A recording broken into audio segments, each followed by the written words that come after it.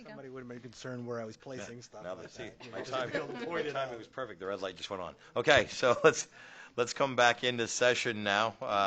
Thank you very much for being patient and waiting. I think, Cassie, I'm going to hand over to you. Don't you have the motion? Oh, no, we're doing good news and recognitions first. That's where we're at, right? All right, good news and recognition. All right, great. Anybody got anything?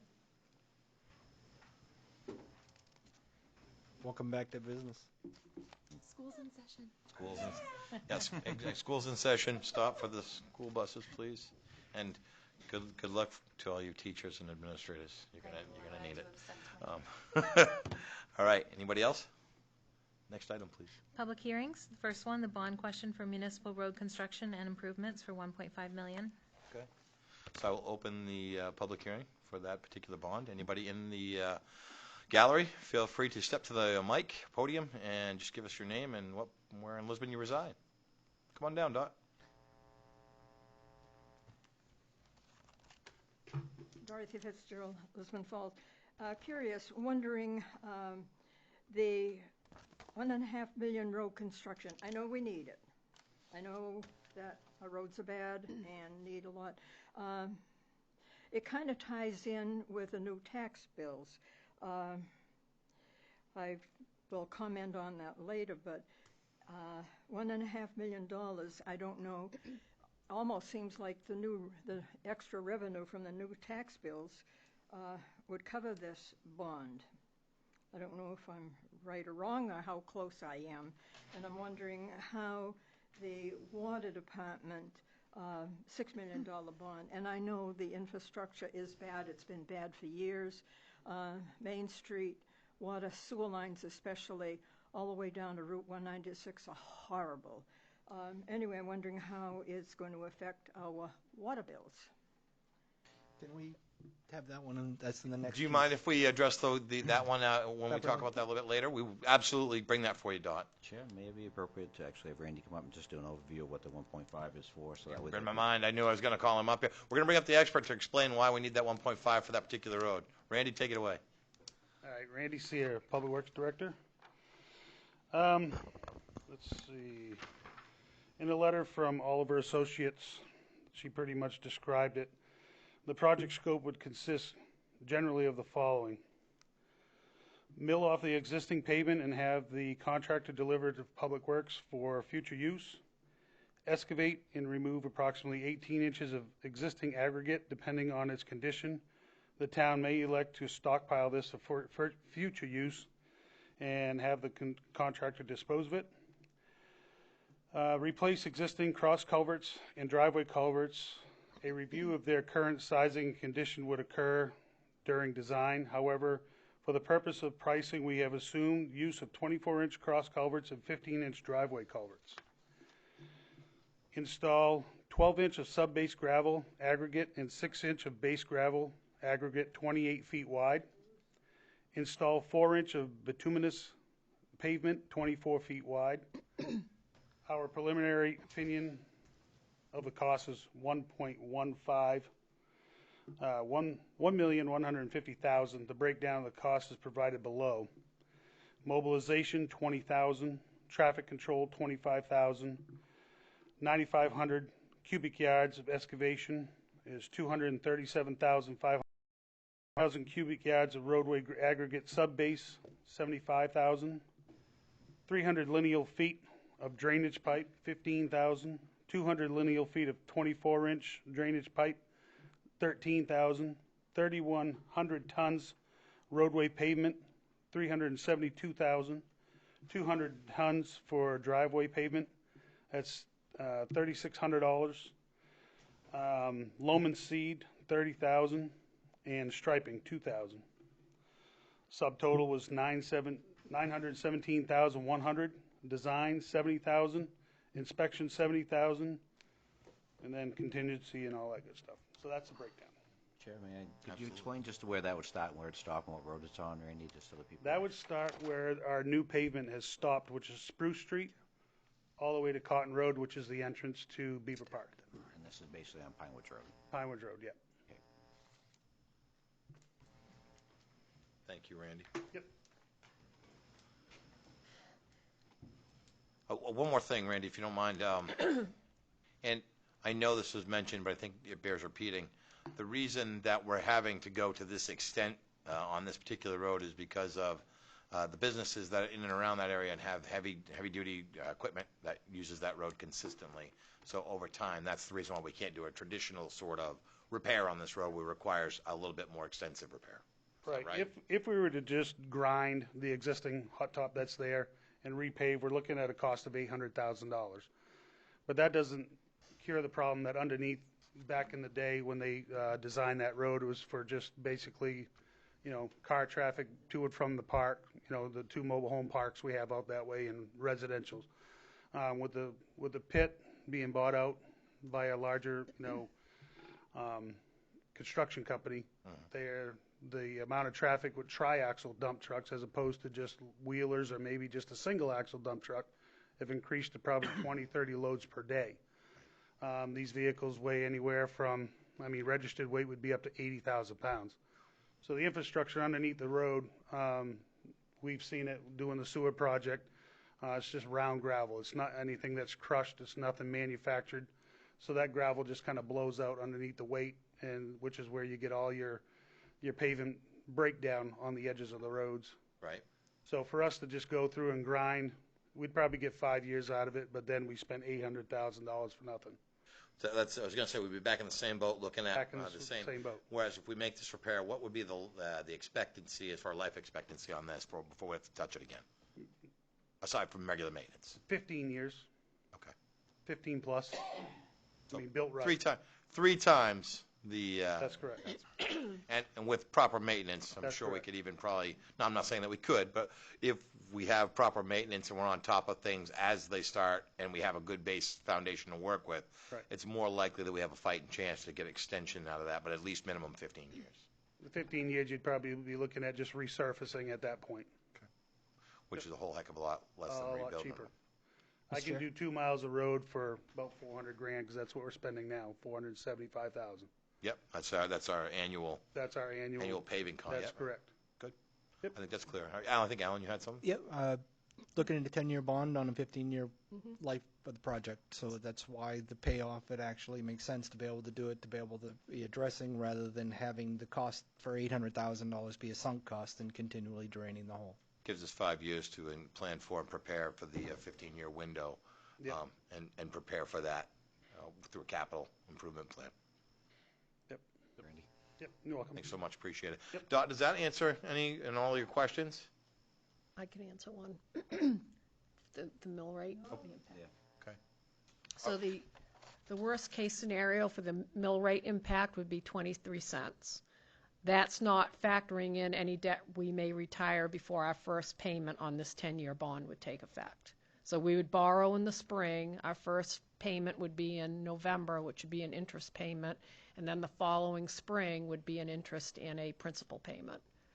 But between now and then, I think we have some debt that's going to retire, so it may not be the 23 cents. So I know that you still had questions regarding the water portion, and we're going to get to that, I promise. But as far as the Pine Woods Road, the expenditure, do you have any other questions about anything that was brought forward? Okay, that's fine. I just wanted to make sure. Anyone else have any questions regarding this before I close the public hearing? I just have a question regarding postings of roads. Yep. Because this pit is operational, do they have to abide by the postings of the roads as well, or? As far as winter posting, yeah. Okay, And spring posting, yes. okay. Previous to spring, Randy outlined the fact that they were very much aware and being held to the letter of what that posting meant. Someone might have been doing a few extra patrols here and there. I don't know who that could have been, but.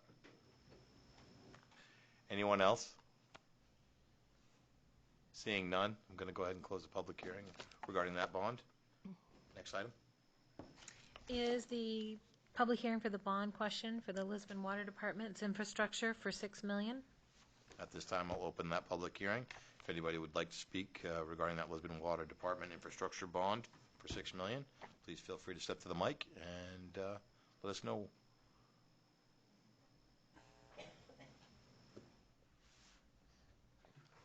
Good evening. I'm William Alexander. I'm the superintendent of the Lisbon Water Department. We've prepared a couple of handouts, but In the last 12 months, the water department's experienced 13 leaks. Due to the age of the infrastructure, Lisbon Falls hasn't been installed around 1909, and Lisbon installed 1912, 1915. The material that was used at the time had an anticipated life of 100 years, so we exceeded that in a large portion. Another area that we're seeing a lot of issues is the pipelines that were installed in 1950, 1960, material made after World War II, as we're seeing a high failure rate in those as well.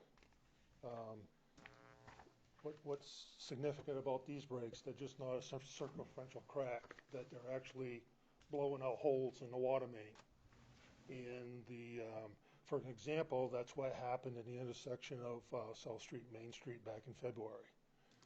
That blew that out. We ruined we got to replace about 70 feet of South Street, the entire intersection of Main, South and North, and a portion of North Street as a result of that repair.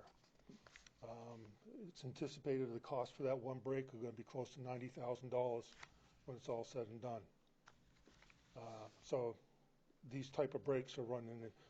Not only that, the neighborhood will experiences personal property damage as well. We ruined the parking lot of the old former Kitty Corner store, and the water also started to enter the building, into basements of the buildings further down the street, which we responded and took care of that issue before it got in there. Zaymore at Patterson was the same type of break. We had a little more environmental damage there. All the debris from the street and the property owner's yard there went down over the banking into the river. So, and that one ran around, that was like $15,000. So the infrastructure is way past due, to be repaired. The $6 million, approximately 3.2 of it is going to be set aside for the Route 125 project. Unfortunately, the state has decided, as you all know, the state has decided to set it back till April of 2022 now before they start the project. I'm getting to become of the opinion that we may not be able to wait that long because of what the ratepayers essentially spending just to repair a water line. Like that particular site, I know it's been frustrating to the traveling public, but just to kind of give you a timeline of what happened, we had the initial break in February. So then one of the valves that we used to do the shutdown, we could not get it to stop leaking, which we tried to stop them from leaking from above ground. We adjust it, let it set, adjust it, let it set. Well, unfortunately, it wouldn't do that, so we had to set in and replace that valve, another valve, and a fire hydrant right there. The fire hydrant was an 1898 model fire hydrant. So just to give you some idea of the model year of the fire hydrants. So anyway, so we took care of that one. So then the one that's out in front of the next one, the 12-inch valve that's in front of the Kitty Corner store, we couldn't get that one to stop leaking as well. So we scheduled that shutdown. So prior to doing any kind of work, what we do is we go out, exercise the valves, make sure that they're accessible so that we can get them, shut them down, have a clean shutdown, repair, and get it back up. Well, when we did that, the valve at Huey and Main Street failed 2 hours after we exercised it. The bolts are completely corroded. The bonnet came off the valve and it broke away from the T. That was at the main on Main Street. So that's just one of the many examples that we've had around town. At Memorial, Park Street, High Street was a similar circumstance. And it's all compatible, it's all the same, it's just a matter of when, right? Right. Basically what it comes down to. And what we're seeing is, it's like we go in to make one repair, but then it compounds because the old infrastructure is failing as we go. And as it is right now, we have 3 valves that we need to replace that are currently leaking right now. One's on Ferry Road at the tracks, and the other 2 are on Franklin Street. So we're trying to get those taken care of as well. But those particular valves are all part of the old original infrastructure of the community. So what we handed out was a list of streets that are kind of top of our priority, possibly. What I'd like to do, at the end of July, we had a meeting here at the town with town manager, the public works director, and the sewer superintendent to talk about to see if we can't coordinate this work along with either the sewer construction or the road paving projects to save not only the ratepayers but the taxpayers of the town to try to capitalize on these projects. I think that makes the most sense. And we felt that this is the way to do it, to have these funds so that when these plans get developed, we can take care of them. There's a few, Bonafide, Fillion, Reed, Zamor, Butley, and Patterson. Historically, those that neighborhood, the Patterson, Zamor, I mean, I've been here 3 years, and it's broken twice in 3 years. Some of probably the oldest infrastructure in this Well, community. actually, that was installed in the 50s, which is some of that material after that was, I think, I'm not sure, it's been a while since I've done the reading, but I think that's when a lot of the pipeline manufacturers were kind of transitioned away from cast iron pipe and started trying to experiment with ductile iron, and selection of material makes a difference as well. When we're tying in new to old, there's challenges with that as well, too, correct? That's correct. Yeah, that's absolutely correct. We see that the last 2 leaks that we had on the Pine Woods Road were just broke from compaction of the road prior to paving. I mean, that's how delicate that stuff is. Let me ask another question. Go ahead. And just so the public can hear, I mean, I know your board actually goes to reviews and with the recommendations from you, but a lot of this actually is driven by the PUC as far as don't they actually have, you have to prove that case to them also, not just with us, right? I mean, that's, I think, an important part of this whole process also. Yeah, that's a good point. Anytime we have a rate increase, we have to present the rate case to the PUC for their approval. But there's another part of this that I forgot all entirely. There's also a health aspect as well. Every time you have a water main break like this, the potential for contamination is pretty high, particularly when you have a blowout. Some of the circumferential leaks, what we do is we leave them pressurized so to prevent anything from coming into the pipe. But some of these other ones, what we do is we flush them and then collect a bacteriological sample afterwards just to ensure that it is safe. So there's always that public health aspect as well. And something that we had talked about one time at Moxie Day, I mean, we're not the only community having this problem, and this is a problem that's actually statewide or nationally anyways, right? I mean, absolutely. I had an opportunity to speak with a community, a large community further north here, that they have to do a complete reconstruction of their entire downtown. Well, this is Waterville. Yep. Their entire downtown infrastructure.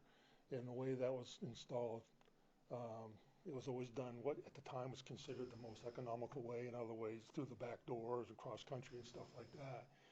And it has to be brought to the correct construction standards today, which means you have to lay the water line in the right of way of the road, and that's all borne by the water utility at their expense. So what perceived as being economical at the time down the road ends up costing you money. Mr. Chair? Yeah.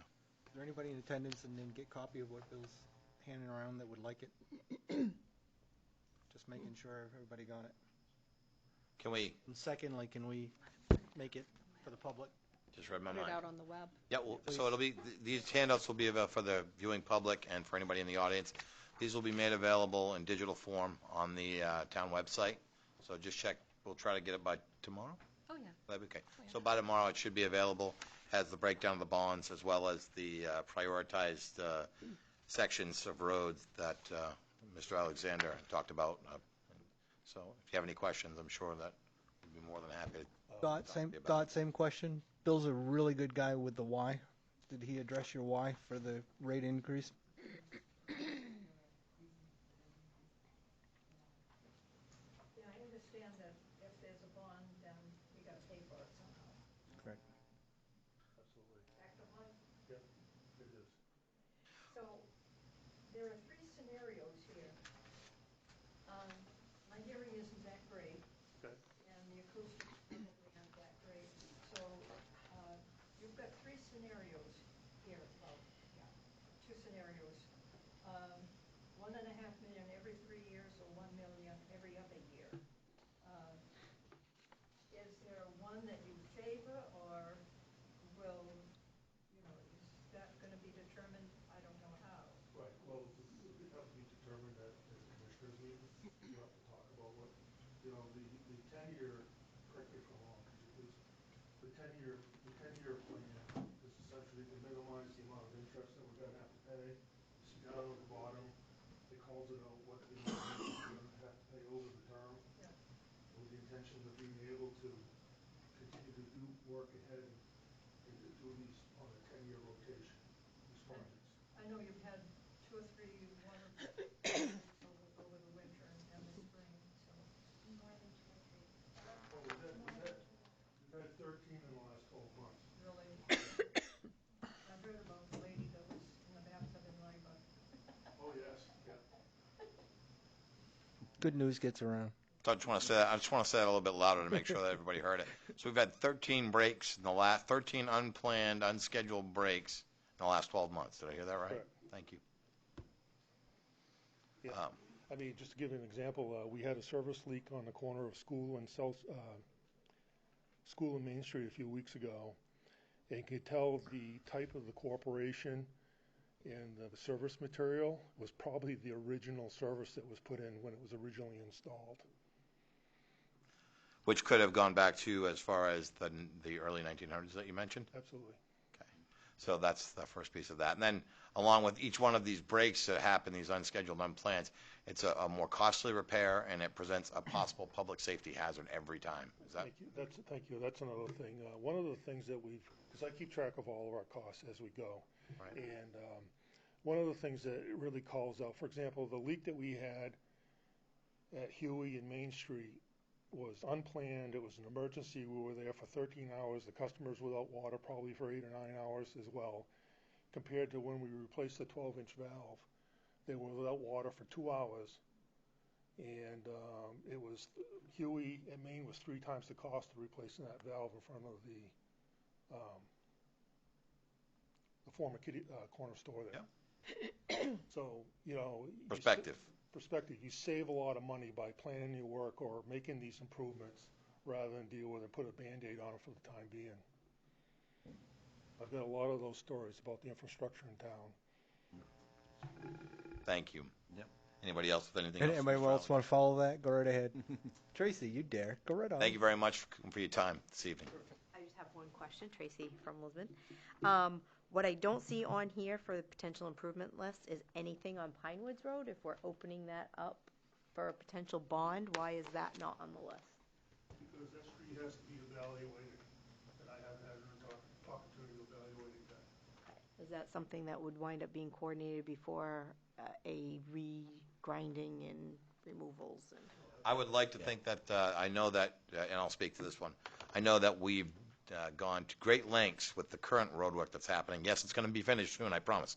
I know we've gone to great lengths to make sure that any work that was being done for the water was being followed up by Public Works. So they've worked hand in hand in the past, and I would imagine this would be no different with a project like this. 2 big bonds. There was an intent that was actually beaten pretty Thank you hard during the budget workshop. Yeah, thank you for bringing it up. I think it's something that we've definitely kind of been mindful of. So, anyone else with anything else regarding this bond? Again, if you don't have anything tonight or public speaking isn't your thing, say okay.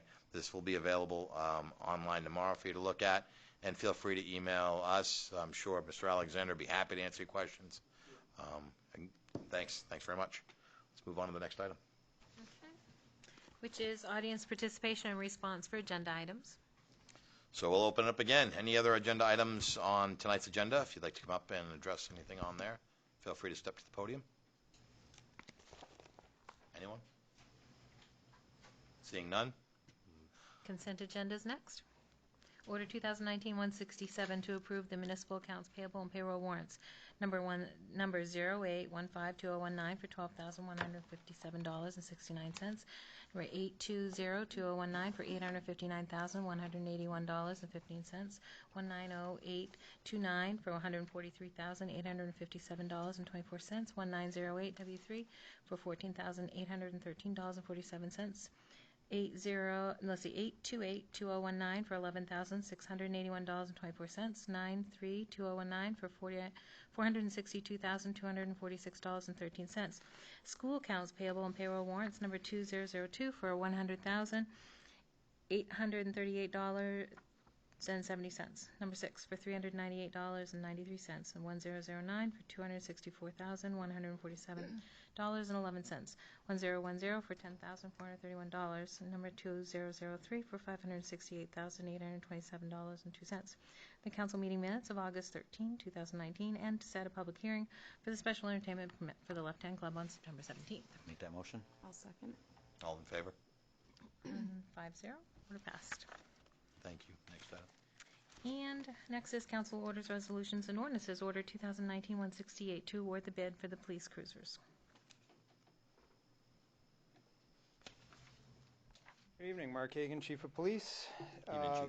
The bid process for the two new Ford Interceptors has been completed, and we received bids from 4 dealerships in Maine, 1 from Massachusetts. Yankee Ford was the lowest bid when you include the trade-ins on the 2 vehicles, so we're requesting permission to move forward with that process. Yeah, that looked like they were pretty generous on their trades. Very, very generous. Like Yes, that. they were. Make a motion so we have discussion. I'll second. For discussion, absolutely. Yep, May I? absolutely. Looking through the specs, I mean, one of the things that, I mean, it all looks like they're pretty, police packages are pretty straightforward. Was there, I see a couple of them, the question was on the radio with the in-sync as far as for the phone connection. Was that, I mean, some said it was standard, some actually said it wasn't part of the package, and I'm not sure what the new laws coming into effect in the next couple of weeks, the idea of the hands-free, if that actually plays a role, it doesn't play a role for you folks or not? Yeah, it's going to play a little bit of a role. You know, sometimes when we're en route to a call, we need to be able to, if we have other questions on the way to call, be able to talk to somebody. And obviously, we're about 2 weeks away here from needing to be hands-free. So, yes, that's one of the reasons. Plus, most new vehicles, a couple of them did say that it would be extra. I'm not sure why, because most new vehicles now at this point have that installed. I see, looking through the specs, it looks like they all said it was standard, except for who were maybe going through had a question mark, and I wasn't sure if that was something that actually was actually talked through or not. I don't really know, and then maybe I didn't interpret their side notes that they had on it, but Yeah. Oops, sorry. no, I just want to make sure that we are getting what we need. Especially, I know with some of the new ones, they are coming through standard, and I didn't know what the difference would be. And it seems so that was one of the options that everybody had kind of a side note on, whether it was standard equipment or not the ones we have in stock, but Yes, in Yankee Ford, it is standard. Yeah. Their question was, they have codes, and we're supposed to be putting the codes for everything that we're asking for. Yep. And Ford changes the codes, and Yep. my codes were a little different, so they crossed it out. Almost everybody did on that particular Exactly, one yeah. is a new code for it, but they did write that it was standard in the 2020. perfect. I just wanted to just check it because I know, like I say, I'm sure you actually covered it all the way through, but that was the one thing it seemed like everybody had a little bit of a question about. So. Yes, sir. Mr. Chair? Yeah. We have 60 grand available for this, so he's under the budget, correct? It's 55 and some change, right? Yeah, we have 62 budgeted for. What's your get it on the road setup? Is there a cost that will go on top of the 56? That is yet to be determined. One of the reasons is the new vehicles that are coming in this year, they've changed the inside of the vehicle a little bit. So we're not exactly sure. Actually, no police department is exactly sure right now what is going to fit of old equipment and what isn't going to fit as far as that goes. So we're not really sure. Nobody is at the moment. None of the new additions have come in. In fact, they're supposedly all sitting on trains somewhere out towards the Midwest. So, great question, and Okay. I can't give you a good answer. Okay, so that impacts potentially the mobile data terminals, the rifle holders, everything all the way through. Yes, in light bars. Light bar. We might That have was to the other have some part. some type of adjustment on that as well. Okay. May I ask? Yeah, please. In the past, what has been the normal as far as for the setup? I mean, fee for if you were starting from scratch with new cage, I mean, is that in the several $1,000 mark per car. Probably. Yeah, it can be anywhere from 5 to 10, depending on how much new equipment we need. Our light bars are getting a little old. Those are 2,500 to 3,000 just for one of those. So it can cover. Rugged book can be 5,800 to $6,000. So I guess Yeah. going back with Alan's point, if this does have to be updated, do you have actually other funds available that we'll be able to use to tap into to actually? Yes, we have some forfeiture money that we'll be Okay. talking about. Some of I it. just wanted to make sure that he had adequate funding to be able to do it. Yeah, 'cause no, clearly, that's I a mean, good point. I mean, now would be the time to bring that up if there was a concern. So. After the purchase, we're still talking around what, 6 that would be available. It could be anywhere between $3,000 and $10,000 per unit. Yeah, I understand that, but we have 6 right now after the Yes. purchase that we're sitting on, and then possibly some forfeiture money. I'm just trying to, Yeah. in my head, map this out. If we have to do 2 new units, what do we got to Yep. come up with roughly? We go with the conservative estimate, five or 6 grand. Could be a little bit more than, but we're looking at, I don't know how much, I can't remember the forfeiture number off the top of my head. Right here. We have roughly 6 in Yeah, it was each. on I'm sorry. You have $12,000 between the two. $13,041.58. Okay. Each account's about 6,500. Obviously, you don't want to drain it just in case, but Sure. the simple fact is it's there if we need it. Well, that's exactly what I was thinking. It's more of an offsetting. It's a starting point, and I'm sure we can shake the trees and pull from other resources that maybe we find that as we go along, the expense wasn't as great. It's not an exact science, but at least we're trying to prepare for it in advance and not go and borrow from next year or take out of something that we don't need. Well, let's just hope that a lot of it actually transfers over. So. Yeah, the question I would have now is the fact is if it doesn't fit, where does it go? If you're taking it off, they're not taking them in the trades, where does that stuff now go if it doesn't fit on the new unit? Well, we've got a new alcove out here. We can. The canoe that's actually couldn't go anywhere? That's awesome. Yeah. And some of that equipment gets pretty weathered too. I mean, it's not the idea that it's brand new when it comes Yeah, out. no, so. I mean, the simple fact is our equipment, most of our equipment on the cruisers is on the outside, and Yeah. the weather is not kind to it over the years. Right. So some of our equipment, actually quite a bit of our equipment on the cars is pretty dated, so Okay. we are in the process of slowly changing Weaning that it over. out anyways. Yes, Yep. sir. Good deal. As long as you know you're all set, we're all set. Can we get a light bar for Chambers? That'd be cool. If you want one, yeah, we'll get you one. You are out of order, sir. No, you know what, we need one. Thank you. Thank you. I'm all good. You good? Everybody's good? All right, so Randy would love that. we're all okay with this? We're going to move forward, vote now. Focus is what you're telling me. Yes, Kinda. I heard you. All right, somebody's going to play the role of Chris tonight. All right, all in favor? Order passes 5-0. Thank you. Thank you, Chief. Thank you, Chief. Thank you. Order 2019-169, use of federal forfeiture funds. Hey, long time no see. Right. Speaking of forfeiture funds, we would like to use some of our federal forfeiture monies to purchase the following items. One being a new taser. I can go back over each one of these a little more specifically with you. The second being less lethal equipment, and the third being airsoft equipment. So first, I'll just talk briefly about the tasers. Tasers are roughly $1,600 a piece, and we currently have 4 tasers. 2 of them are over 6 years old. Right, wrong, or indifferent, tasers are like a small computer now, and after 5 years, they're suggesting they take them off due to the lack of reliability. So we have 2 that are over 5 years, and we would like to start replacing them, get them out of service. Obviously, it's one of those things that you don't know it's not working. We do check them at the beginning of shift, but you'd rather not find out when you need it most that it's not working correctly. So we'd like to purchase 1 new taser. The second piece is less lethal equipment. And when I'm talking less lethal equipment, what we're talking about are basically beanbag rounds. We have taken the shotguns out of our cruisers for a couple of reasons. One of the primary ones being with the new up-to-date rifles, if there's a situation where our officers need a long weapon, they're going with the rifles. So the Academy certification course for shotguns is fairly extensive, and we're spending a lot of money on a weapon that isn't necessarily being grabbed when the officers need it. So what we would like to do with those weapons is switch them over to what's called less lethal rounds. And less lethal rounds are basically the beanbag rounds that I'm talking about. This is something that we would use to temporarily disable a dangerous person with these with these rounds, basically shooting them with a heavy sock round versus having to use lethal force. Now, the question might come up, why don't you just use the taser?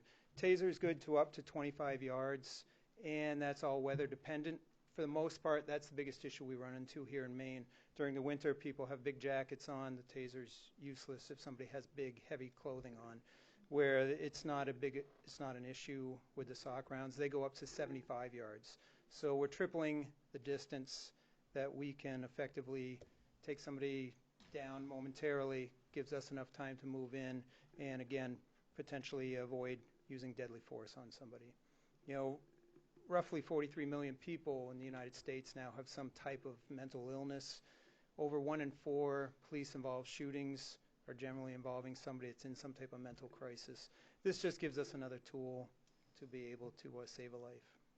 So that's that piece, which is $1,170 that we're looking to use out of federal forfeitures. And then the third piece is airsoft equipment.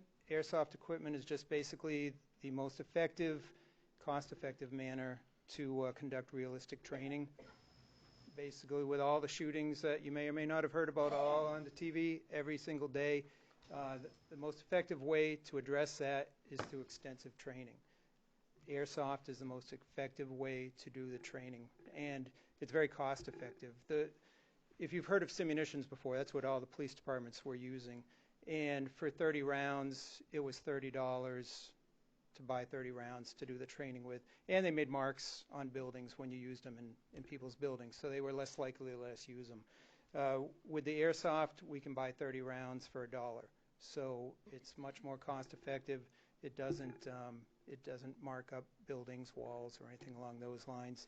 The weapons are the most realistic to what we already have. They fit in our holsters. So again, you want to do realistic training if you're going to train for realistic situations. So we'd like to purchase that equipment. That equipment is $961. So all total, we're looking to use $3,794 out of our federal forfeiture. I'll make that motion. I'll second that. Yeah. And may I? Yeah, please, go ahead.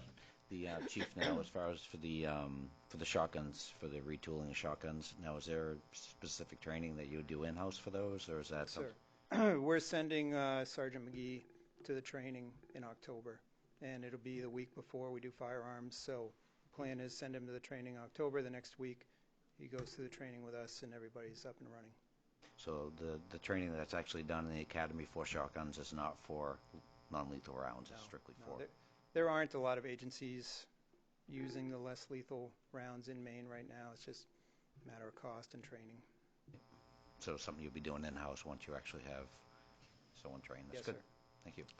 And I'll ask this question just because I assume you rattled off some numbers, and I was glad that you did, talking about 43 million Americans with mental illness and how 1 in 4 officer shootings is directly related to somebody in crisis. I'm assuming that the reason that you're looking to this avenue is because in some small aspect we've seen an increase in those sorts of events in our community. Would that be a fair? That would be a very fair assessment. Yeah, the simple fact is we're dealing with more and more people in all of our calls that have some type of mental crisis going on at the time that we're dealing with them. You know, we're sending our officers to what's called CIT training to deal with people and better address their needs in crisis intervention. But the simple fact is that doesn't cover everything, and we need to be prepared for the other side as well. Okay, $1,100 is money well spent in my book. So yeah, I think if we're all ready, all in favor? Order passed, 5-0. Thank you for being forward thinking, Thank Chief. you. We appreciate it. Thank you. Appreciate it.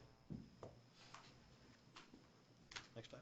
Order 2019-170 to accept donations for Arundel Mill Park. So now that the town has purchased the One Canal Street, there has been some interest in the community to donate funds to assist in developing that area, whether it be for parking or green space, et cetera. So what we'd like to do is set up a reserve account to be known as Warrumble Mill Park and accept donations for that use. Make a motion to accept. A second. For discussion, right? Yeah. Anything associated with that, are we committed to having a vision after the fact for accepting donations?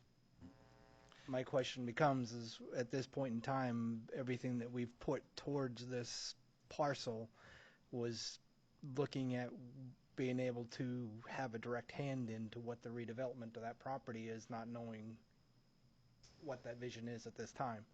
If something comes down the line and somebody with a deeper pocket actually can tap into the best of us for development purposes, does that work against what we've now accepted with the best of intent? I mean, I would, if I may, Chair? Yeah, go ahead. I would actually encourage the idea of possibly, I would hate to think that we wouldn't want to accept some type of donation, but I do believe the idea that we need to have the vision first and outlined, and I think the LDC has some ideas, and I think they'll be presenting after the next meeting of the council some overview of what that property could actually detail. I think, good, bad, or evil, I think the idea of the possibilities of that property are probably more limited than we initially thought as far as for what that could be. So I think at the end of the day, it's going to be a great use for the community, but it's probably not going to be a development type of location. But again, I think I probably wouldn't accept money on that property until the person we had a straight vision and outline of what's going to be done. But I'm not going to discourage anybody from the local area to help develop that either. I mean, No, by all means. So the point that I was actually coming at is I've been involved in at least seeing other organizations where it's easier to decline the offer than it is to accept the conditions that you're asking for. I agree. Yep. I'm reluctant. I'm reluctant on this one for that exact reason that you both brought up, which is, I think when we talked about going there and considering that, it was the idea of being able to talk about controlling destiny of that particular parcel, so that it would fall in line with what the development plan has been all along. And so I'm reluctant to want to accept any sort of donations, although I think it's very admirable, very noble that folks have come forward and are excited about that and want to do something with it. I think until we have a vision, I think, at least that's where I'm living on this. Could the Chair, may I? One of the things I'd like to maybe look at is maybe not this one particular, so to speak, location, but I know even when we were looking at Graziano Square, there people are looking. I mean, it would be nice if we could develop a tool so this type of donation could be brought forward and actually be in a special account. I'm not sure if it actually has to be deemed, so to speak, for, don't get me wrong, if someone has a thought saying that I'd really want the money to be spent in this one location, Right. That could be, but again, to me, the vision needs to be out there. We need to have a definite plan on moving forward with it before we take money. I'll use an example of something I think kind of falls in this line. It's a little different, but excuse me. At the library, Kelly Patrick, and forgive me, I forgot her mom's name, Mrs. Patrick. She, after she passed, she had earmarked some money for some stained glass to be added to the library. So that's an example of somebody, and it was Friends of the Library as well. I think she donated to the Friends of the Library, which is sort of an organization whose sole purpose is to be a monetary arm to help with some of the things that fall outside of the town's budgetary scope.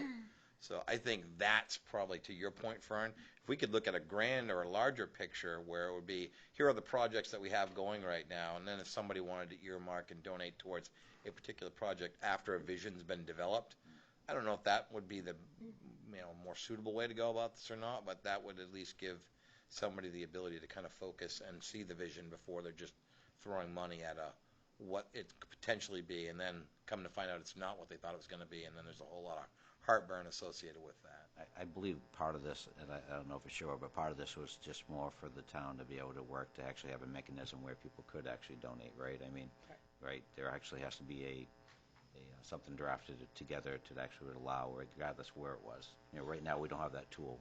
So if we want to change the motion to something specific to the town and projects associated with and not directly related to the Wormwood Mill Park. That's great, because in that regard is that there are a lot of people that are actually very tied into this town that actually are just looking for the avenue to be able to provide. The fact is that goal, I don't believe anybody here would actually want to slow somebody's roll if it improves. It's just everybody's vision is different.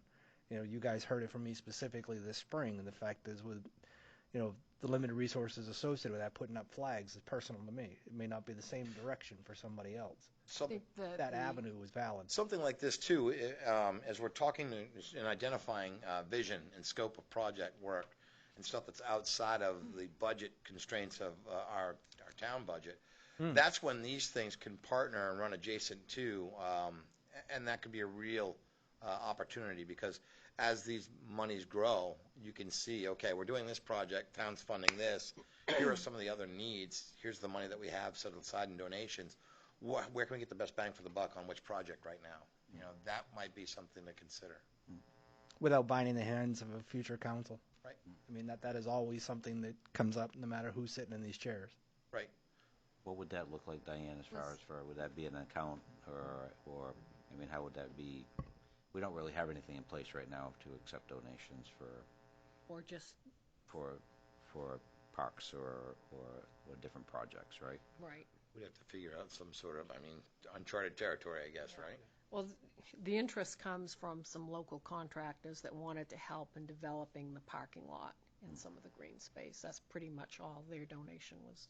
Services. In kind, yeah. Back to the original intent. The fact is, there's certain avenue here. The fact that if we did nothing other than just use it for available parking to address the immediate needs on Lisbon Main Street, we got no blood, no foul for what we actually got into this, for what we actually have for the intent. You know, so those are a very different thing. What I didn't want to happen was bind the hands on something and have it actually now be somebody's best of intent breeds the animosity towards the finished product when it's completely different, when we don't know what the vision is going to be. That I've seen that part, is the fact is, well, it's not what you really represented, this going down this direction. I understood it was going to be something different. And Misconceptions of what could exactly. You want a dog park, Misconceptions are you negative. dog park and you get a parking lot, there's going to be a little bit of heartburn. Right. So, how do we want to proceed? We have a motion on the floor. We have An amendment is what I heard you say. You wanted to delete Arundel Park and add projects associated with a list to be developed? Was that what? Or can we actually just, at this point, have more work be done to Yeah, it? You can field them on a case-by-case basis. If you've got somebody that's actually willing to come forward and actually willing to be able to donate X, Y, and Z, bring us that X, Y, and Z, and we can accept that or can reject that. You know, that I don't want to micromanage it out of the business, but what's the intent? The fact is, right now, we don't know what the intent of the property is even going to be at this point. It's all services, you're saying, too, right? It's Yeah, not somebody- well, I don't know if it'll be service in kind match services, or if it'll be material. But it's, I mean, the whole idea of that. Has their attention. That property has their And we've been talking attention. about a parking lot for parking Yeah. needs and green space, and that's got their attention. Okay. So, I mean, we could reword this. That in that regard, that is what we have collectively talked about at this point. So it hasn't drifted too far, but it could expand and make it a bigger issue. That in you itself, could- I would vote. Well, I would no, vote on that. well, I'll, as long as I'm hearing what I'm hearing correctly, is that the folks that have stepped up are saying we're supporting the vision that was what we heard was the original vision, which is parking, ultimately. If that's the case, then that aligns with the vision of where we're going. I guess when I read that and read through it, accepting donations for Rumble Mill Park sounds like somebody wants to put in green space with benches, trees, Ball field. Yeah, a walking I path don't know if the connection. ball field ever That's, comes you up know, again. yeah. So The we fact could, is- actually, we could just change it to 1 Canal Street. I think that's okay. Yes, no, you're not saying to these people, we're gonna build yeah, a park. yeah, and they're gonna exactly. have Let's it. do that, let's change it to, Move the heartburn before it we're even gonna starts. change Rumble Mill Park to 1 Canal Street. All right, so delete Rumble Mill Park and insert 1 Canal Street. Is that your amendment? We're all Good with okay with that? I'm good with that. Who's as well. the first and second? They got to be the ones who approve it. You guys Or need to agree anybody with it, can 'cause make a Jared- first and she second. amended that. Sure, I'll make the amendment. Yeah. Mark? And who seconds the I'll amendment? second. Okay, and all those in favor of the amendment? 5-0, and all those in favor of the main motion as amended, any discussion? Just 5-0? No, Okay. we will beat Okay, that subject so to we're death good? and Yeah. gain nothing. Yeah, you let us go long enough, we'll keep going all night on that one. Okay. All right, next item. Order 2019-171 to award the bid for library fence. So what we want to do is replace the fence around, behind the library, and we sent out an RFP to 3 fencing companies, Mainline Fence, Aroostook Fence, and CSM of Maine. And I want to disclose that we did receive just one bid back from CSM of Maine, and that is owned by Randy Sear, our Public Works Director. And he will perform his procurement functions without actual or apparent bias or favoritism, and this bid award is in the best interest of the town of Lisbon. With all of that met, you can waive the conflict of interest under the purchasing policy. So it went out to 3 as provided, as required Yep. under the charter. Yep. We only received 1 back, is that correct? Right. Is that a separate action or one in the motion? Do you have to waive the conflict of interest? Are we waiving the conflict of please. interest before Yep. they consider? I will make that motion. I'll second. So we all agree before we move forward on this that, everybody's We're willing fine to with waive this? the conflict, and it was brought to our attention. It's important that the bid process was done in a fair and equitable Exactly. way, and this was the only bid that we got. That's so. why I'm making it a separate piece. Okay. Yep. As long as we're clear on that, all in favor? 5-0, order carried. Thank you. And these are grant funds, the 2016 CDBG grant.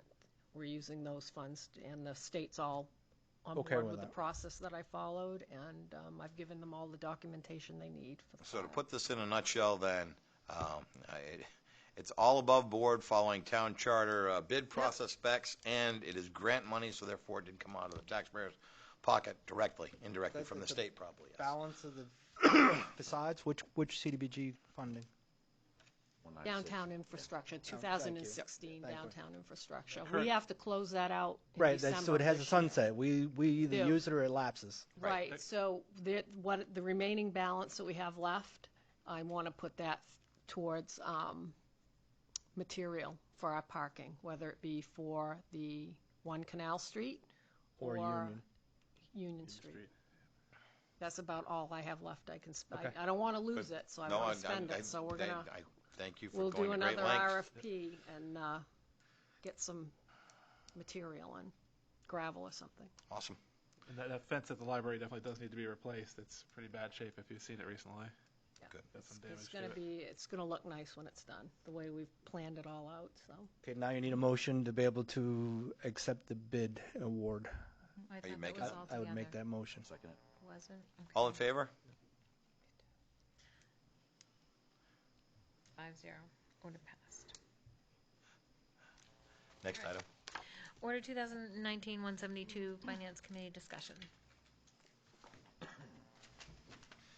So, as we all know, we're at that point. We want to start moving forward with the Finance Committee to get ready for this next upcoming budget season. And we had talked about this initially earlier this year and said we would table it and come back to it at the end of summer, early fall, to start discussing putting folks in place. There were already some folks that were previously on this committee that have been kind enough to say that they would come back and participate again. But I just wanted to bring it up today, see where we're at on this, what we would want to talk about for makeup, and if anybody else has any input or suggestion. May I? Please. I think it's actually it's a very good tool for the town and for the council if it's actually, directed in the right manner. I mean, I think the biggest thing is going into it with a very straight directive for the group and for the people. I think the idea of the members on it need to be very, very particular of who's picked and who's not, just to make it go through. I think in years past, sometimes it was actually, kind of actually, how did I say it? Instead of working together, it's, it was different groups actually, looking at maybe trying to not find fault, but actually just come up with different avenues. We've seen over the years this actually working really well and it actually being not very constructive. So I just think before we put it in place that we want to make sure that we have a really good handle on how this is done. And I'm not sure if the auditors we use now, I mean, this actually originally came forward from the auditing group that was actually auditing the town as a recommendation to actually have another means of checks and balances and actually come forward. And then it actually kind of, not necessarily met up to its requirements, I think. I'm not sure if the people that do auditing now actually have any recommendations on other communities that have finance committees and how they're operated and how they actually, the format of how they're used. I would just want to make sure that whatever we're putting in place is actually going to succeed and be a benefit. And I'm not sure if there's other examples of how other people are doing, how they're doing it, and the level of how it, how they meet and when they meet and the items that they actually go over. The original intent was actually just, from what I remember, was to actually have have an outside group making recommendations to the council during budget season of some of the town manager's recommendations. So it wasn't actually coming. It was actually just another group of people looking at it to try to make sure that the recommendations were what met the requirements of the town, and the townspeople had a better feel for that there was more than just a couple people looking at the budget. You mean, it actually a lot of it made good sense. Later on in its life, it actually was looking at different projects. I mean, I'd give an example of, in today's day and age, it could be something that, Randy comes forward with the idea of a salt shed that actually the town's needed and everybody's wanted, and every year it just gets thrown out because it's an easy target to get thrown out. Whether or not a finance committee would be tasked with the idea of making sure that's appropriate and actually help sell it to the community, in the sense of actually saying this is something we need. Because unfortunately, sometimes as a municipal side, it's really hard to sell that because you see the need. As a council, we're just looking at the end of the picture, saying yay and nay on money, and there's a lot in between that could actually help. So again, I mean, to me, there's a lot of different avenues that the finance committee can help. Even when it comes to the idea of selling bonds, I mean, it's one of those things where if sometimes when people have a group of citizens and business leaders in town that are saying this is a right decision to do because we need to do it, versus the idea of the council or the municipality bringing that forward, it helps. So a lot of information there. But I mean, there's a lot of tools I think this actually could help, but it actually has to be a help. It can't be a hindrance, I think, for staff. That's all. So I agree. I agree that we have to really consider the makeup so it doesn't become something that becomes a roadblock. But I also think that the key to a committee like this is that you can put professionals that are in different walks of life. I'll just use CPAs, all kinds of different folks who their job is managing money every day and understanding how to get stuff done with the least amount of money possible, but still get the best bang for your buck. So you want to have those kinds of minds, the folks that are in the private sector and are able to kind of tap into maybe resources that wouldn't necessarily be in our focus or even on our radar. And those are the kinds of ideas that we need, that sort of thinking, coupled with folks who are in our community and have finger on the pulse of that businesses and what these sorts of developments in different areas will mean and how that will impact us economically. And then finally, the tax-paying citizens. We get a chance, Miriam, this coming up here later. You can jump in and chime in then.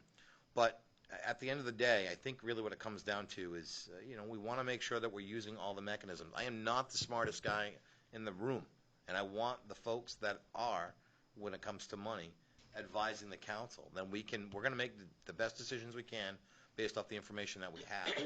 And if we leave this whole segment of great folks in our community are willing to come and volunteer their time, offer their areas of expertise to help us get better and do things on a timeline that makes more sense and saves the taxpayer money, it's a no-brainer. We should have that committee together. And we do have the mechanisms in place that if it becomes a hindrance, well, it was at one time a viable option, and then it wasn't, and then it was disbanded. So I hate to see us go that way again. I would like to think that we could do something before it ever got down that road, but it's dependent on each council and what each council thinks is right. And I think at this point, I'm a big fan of this. I think we need to have it in place for our next budget season, and it will certainly help us save money, especially with all the tasks we have ahead. So, great example tonight would have been when the water department brought together their proposal, and there was actually a couple different options.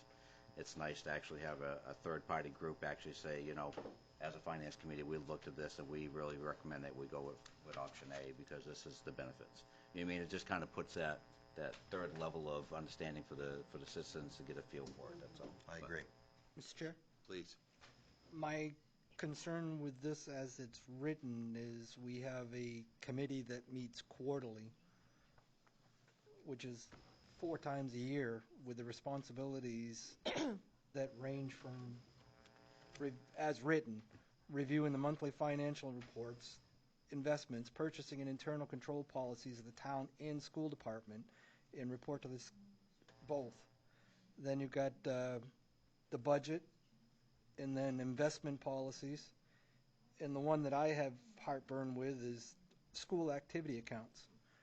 Our professional auditors actually struggle with this one, but we're going to give that to 5 individuals and 2 alternates that meet quarterly.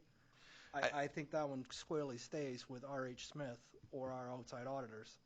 And tonight was about discussion on this exact reason, yeah, that's and let's change. So I agree with you on the language piece. I think we need to go back and if we're going to do this, revise some of that content to be more aligned with what we've been doing. What do we need now for the expectation? Because one of the things that clearly, right, wrong, or otherwise, you throw the Munis conversion out there, that would have been a great project to be able to give to them with a longer time period to be able to react with the best information at that point in time. We might have gotten a different outcome on what would have been the expectations of one person making a decision about how much work they could take on and process. The Finance Committee might have had a different take on that. And that could have... You give the capital improvement plan for the current version that it's at, with being year 3 into that process, to a group of individuals with that skill set, they can come out the other side with great improvement on that topic to benefit everybody. Because, you know, having the dialogue that we had this last go-round with, you know, Bill and the water commissioners sitting in the same room as the sewer, as Randy, and having those discussions that, look, we're going to tear up Pinewoods Road, coordinated efforts amongst everybody in repeating the same message that we have failing infrastructure. I don't care what it is. The fact is, if it's a damn road or the water, it's everything. It's one basket of goods. How do we find the best way to approach it? And these kind of things, to be able to pass it to 7 people that are sitting in these seats, can be laughable at times. Yeah. In that regard, is being able to enlist it and giving off to somebody else that's got that financial skill set. We have great people. Put them to work. Let's just making sure that what we're assigning them makes sense, and it doesn't come down to personalities, which can be some of the unraveling points.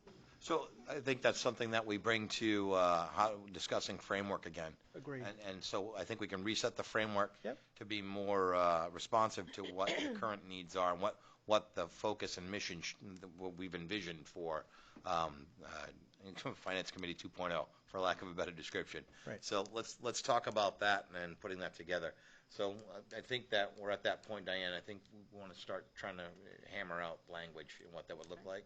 And I think that comes from all of us. You know, I would maybe- erase quarterly. Yeah. If you're I not don't having think quarterly if you're should not be in having there. this group actually meet monthly or at least a couple times a month, you're doing them a disservice. Let's give them the recognition the other committees have. And understanding that they're going to play a pivotal role in being part of that budget that budget process for us. One of the criticisms that we actually set for a goal for ourselves is actually if it sounds like something that's at the last minute in a rush job, it is. Yeah. The fact is, it should be killed and not brought, because it makes us look foolish as a combined group trying to best represent this community. If you take a step back and actually pass it to a resource like a finance committee to be able to do the vetting, it actually answers a lot of the questions that play out here publicly. Yeah, I agree 100%. Be interesting to see what the new outline would be, and just the idea of how we outline the goals and the obligations that will come from it. I mean, that's a key So factor. let's take some of the revamped language being quarterly out. We'll make it at least once or twice a month. We can still kind of talk about what that looks like. Maybe once a month running up to budget, and then there's a clear defined point where we'd want to bring them into the fold. And what I don't see, like any other organization, any other committee we have, is I don't see a liaison in there. There needs to be a liaison. Oh, absolutely. That's the other side of this too. So Because if it's not on the council's radar screen, why have the committee? we can have that be part of the assignments that go out for liaison Right. assignments as well. So there's a couple of just housekeeping details there that we kind of got to finish out, language and housekeeping. But I think that this discussion that we have here. Is anything else that we're not putting in front of us right now that we should be thinking about? Any of the language that we want to see different? The only thing that I would recommend is if it's going to be,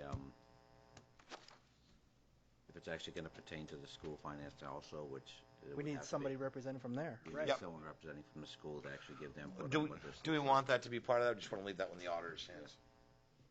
I mean, It seems kind of heavy-handed. The fact is, it's coming from the general fund side of things. When it's talking about the school budget and their operations and their activities accounts, you ought to have some representation. In my mind, a way to be able to fix that would have an appointment from both sides, be the liaison, a school committee liaison, a town council liaison. Get rid of the two alternates. The two alternates in this case has no point, in my opinion. The fact is, if you're there, you're a vested interest in that. Does it come down to voting? I disagree. The fact is, you're looking for input and a recommendation coming from that organization to either the school committee or the council for direction.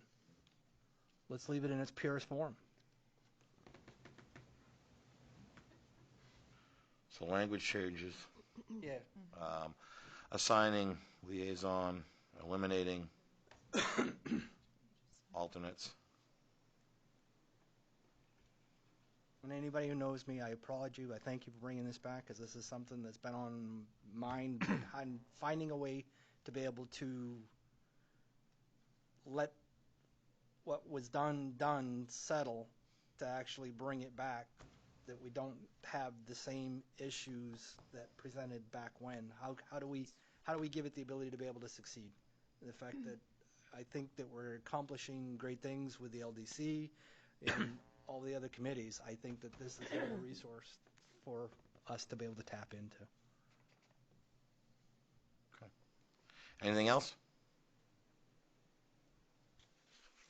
Okay.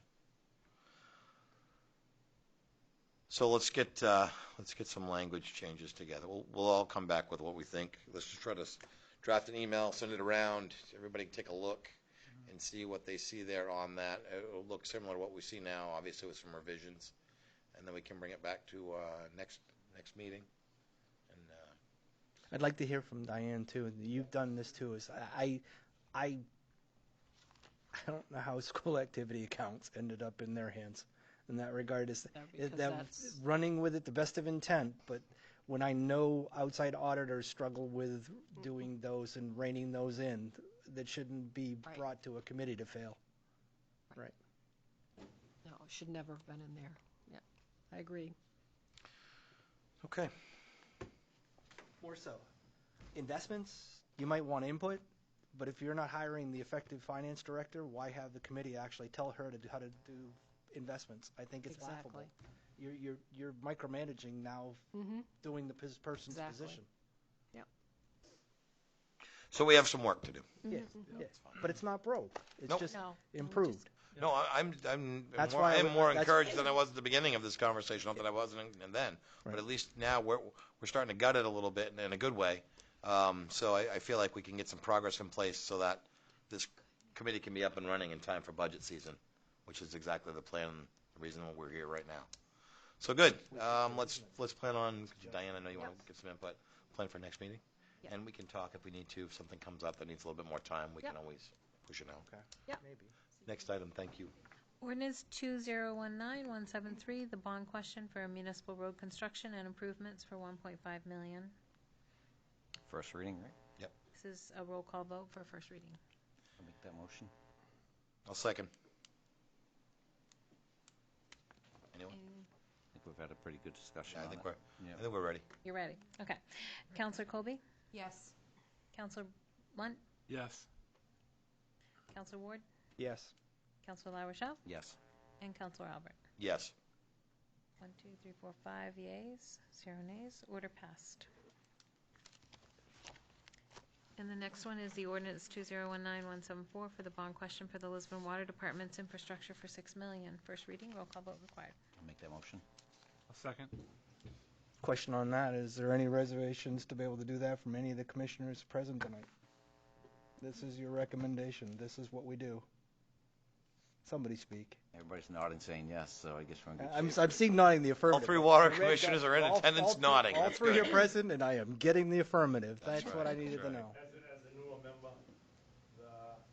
seeing more breakage this year than I've seen in previous years. Yep.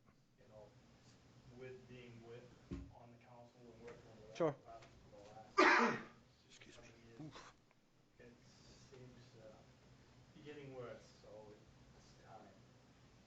Bill has spoken on that several times. He is very good with the explanation. You the guys are the ones that are the elected officials that have skin in this game. I wanted to make sure that it was coming from the commissioners as well. Thank you. Anyone else? And the one thing that wasn't mentioned earlier that it was brought a little bit is I know there's some discussion about this. The $6 million bond actually would be paid back by the water services. Basically, it would be the water users Ratepayers. that would Ratepayers. not so much. Same thing like the sewer project. Exactly, it would not, so to speak, going to the municipal tax. Just for clarification, because I know Yep, there was that's a good point. some unease of that. So. And to clarify around that a little bit further, because I know that in recent years the rates have increased, and the reason for those increases were directly related to the fact that we wanted to get grant monies that were available to us for infrastructure to repair infrastructure that was over to the tune of over $20 million that was assessed by Oliver and Associates.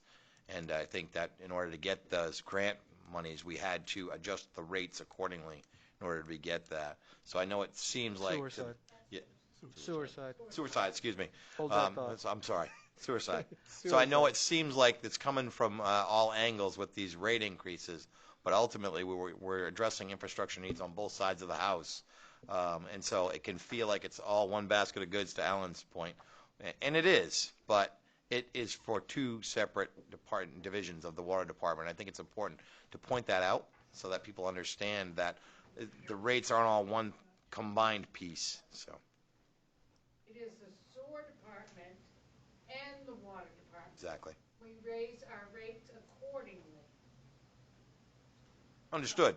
So whatever the sewer department has bonded already, we are not, as ratepayers to the sewer, we are indebted, and they will raise their rates. I understand that. Okay. What I was pointing to was the fact that in the recent year, in order to receive grant monies, there was a requirement as part of that to increase rates. So it felt like, if I'm, as a ratepayer, I'm getting it here, and now I'm going to see, if this goes through, I'm going to see another increase related to pay for this. So that I just wanted to make sure that we were clear and everyone understood for the viewing public what that means. I'm sure if they have any questions, they can give you a call, too. I'd be happy to answer their questions. Perfect. Anybody else? I think we damaged that one enough. Yeah. Ready for your roll call vote? Sure. Counselor Albert, Yes. Counselor LaRochelle, Yes. Counselor Ward, Yes. Counselor Lunt, Yes. and Counselor Kobe. Yes. We have 5 yeas, 0 nays. Order passed. Next item is under other business, council committee reports. I will talk about the school. They're up and running and off to a good start. So far, so good. Well, I think there's the normal pains that you would expect with bus routes and first day jitters, but for the most part, everything seems to have come off without a hitch. Next on this planning board. Planning board, case 19-7 for a T2 site plan review for Crystal Springs Healing Alternatives, and 19-8, a rear lot for Rick Mason. And there's a scheduled public hearing for public access on 9/26. LDC? Upcoming meeting, with last meeting we had a walkthrough of the Rumble site, and I believe next Wednesday, potentially, we're going to have a meeting here at 6 o'clock, but it will be more officially put out next couple days. So if anybody has any interest in that, feel free to just give me a call, give the town a call, and we'll make sure that once that's actually posted, that everybody will know about it, so we can try to move forward. Great. Conservation Commission? Conservation Commission had a discussion on the compost program startup that's going to start September 1. Recreation grant progress for Beaver Park, and they discussed upcoming goals for 2019-20. And Mr. Siemens actually went to a workshop on invasive species, and he reported back to the committee on that. Commission, I apologize. Recreation?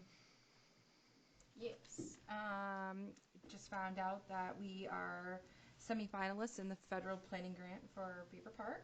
Awesome. Phone interview last week went well, and we should hear sometime next week where we land with that. Excellent. Oh, and Moxie Festival meets Monday. For the wrap-up? Yeah, for the wrap-up. Sweet. And we'll get a presentation from that at our next meeting. Yes. I'm looking forward to that. Awesome. County budget. The commissioners have done their review of departments. Tomorrow night is the public hearing on that. Anybody wants to provide input to them, that meeting is at 5:15. I plan to be attending because it usually sets the stage for Mark and I the following week with a budget to at least know where they stopped off, to be able to know what the key talking points are for their consideration. So that would be what I would offer. And finally, library. Nothing new to report. There's a new fence maybe, They right? stole your thunder with the fence, right? Yes, they did. Next item, please. Town managers report. So on October 8th, we're going to be going to DOT down in Augusta. I'm going to go with Bill and Randy and Steve Avioli, and they're having a 2-hour meeting on the Route 125 Main Street project. Awesome. So we should have a good update for you at the next meeting on the 17th. You mean they're going to actually firm up a date and stick with it? No, if they string enough meetings along, Well, I they mean, won't have to rebuild the road. 2-hour meeting, so I'm thinking we're going to get something out of it, finally. Maybe refreshments. Maybe some chips and dip? Sorry. Don't call me Get a little jaded. punchy. It's the end of the night. Get a little punchy. All right. And then Friday is the beginning of the Munis tax conversion, so I'll be working with Munis starting Friday. So fingers crossed, if all goes well, that'll be implemented and all done by January 31st. Yep. Okay. Anything else, Diane? No, that's good for now. Yet to be seen. That's it. All right. Anyhow, next item. Is the Neighborhood Communities Social Network.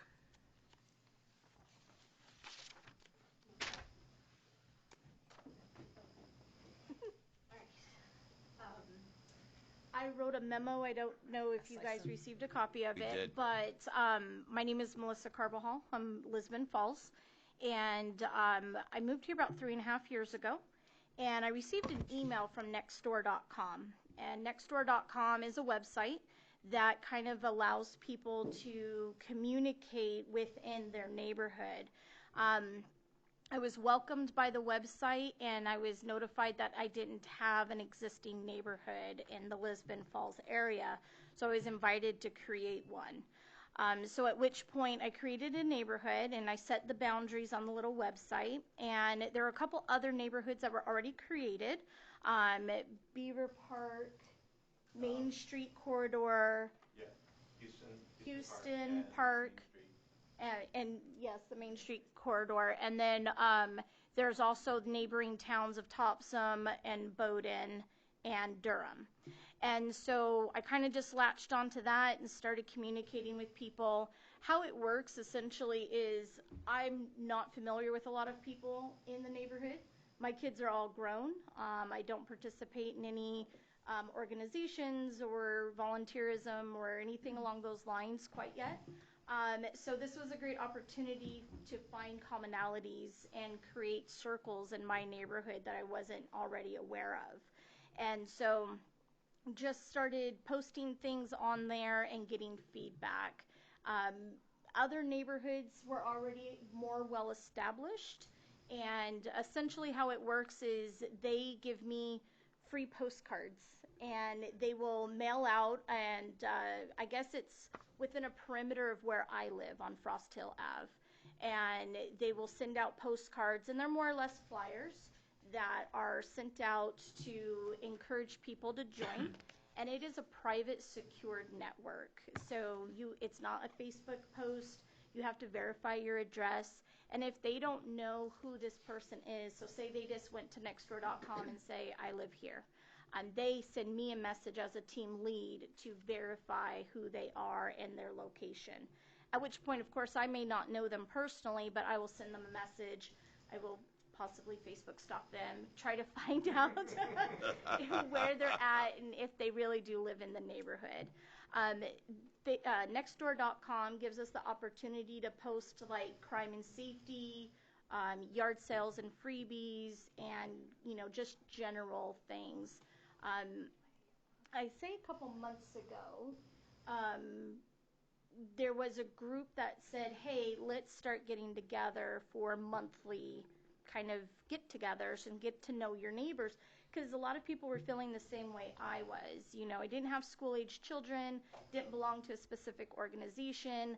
I work for a very small office and just over the Lisbon town line in Lewiston. My connections are very small. And so I found out that I'm not the only one. So I think they've done it about 2 or 3 times and, tried to meet at local places. And, we've talked about meeting at Railroad. I believe they met at Frank's a few times before I got a little involved. We've contacted Rusty Lantern and asked him if we could be that old neighborhood group that comes in for a cup of coffee on a Saturday or Sunday morning, and they were more than happy to accommodate us for that. And so we have kind of come together in our own little group, and we have established a potluck on, it's being called the first annual potluck, and it's scheduled for Sunday, September 15th from 12:30 to 3:30 in the afternoon. And it's scheduled at the MTM Center. And it's pretty much just bring something to eat and drink, enough for yourself and whomever else you might be bringing. And all the different local neighborhoods in Lisbon and Lisbon Falls are encouraged.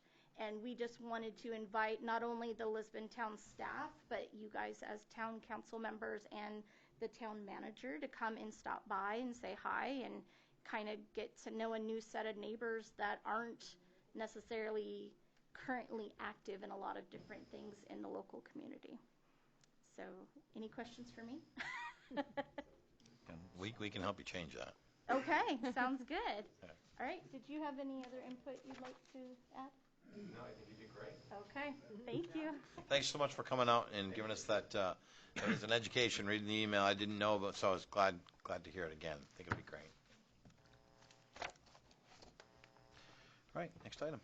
Is the solid waste agenda for the workshop on September 17th. Thank you for providing the content. I don't see any issues with that. I just prefer to know what the talking points are going to be, so at least we have some way to be able to control the dialogue associated with anything that night. I know if I was to pick a topic that's got the town's most attention since July 1, that is the one. So I think it's going to be a full meeting to be able to contain the energy in that room. I'm looking forward to the opportunity to hear from community members on this one. So yeah, I think the agenda looks fine to me too. Are we, may I? Please. Are we reaching out to the commercial vendors? We already have, so they've been in contact. Been notified, yeah. I'm sure they'll be here. Yep. Any other questions on this one? No, thank you. Okay. Next item. There are no appointments. It would be council communications. Anyone want to lead off? I got one. Greyhounds going to win on Saturday. Roll Hounds. That's right. Roll Greyhounds going to Hounds. win on Saturday. So I had to kick it off for the boys of fall. And, of course, all the other athletic teams. I don't want to make it sound biased. I said all Roll the other Hounds. all the other fall sports here at the Lisbon schools. Best of luck to you this season. You don't need luck. You got a lot of skills, so we'll be fine. Anyone else? Next item. Audience participation and response for new items. So this is the opportunity, Miriam, that I was talking to you about earlier. If you have something you want to talk about, please step to the podium. Just tell us who you are, where you live, and fire away. Hello, Miriam Morgan Alexander, and I live on Mill Street in Lisbon. My comment was going to be on the situation of the Finance Committee. As you know, I was chair of that finance committee for 2 years. We won't go into anything further. However, the one major thing that should be on your list of considerations is tasking. Okay. In other words, you've got a committee, you have a problem, say, look at this problem, come back and tell us what you think. And don't just simply let the committee sit there and move and meet with no direction, because that's going to happen like it did the last time. Thank you for that Tasking, insight. that's the most important thing. Thank you very much for that insight. Anyone else? Please, come on up top.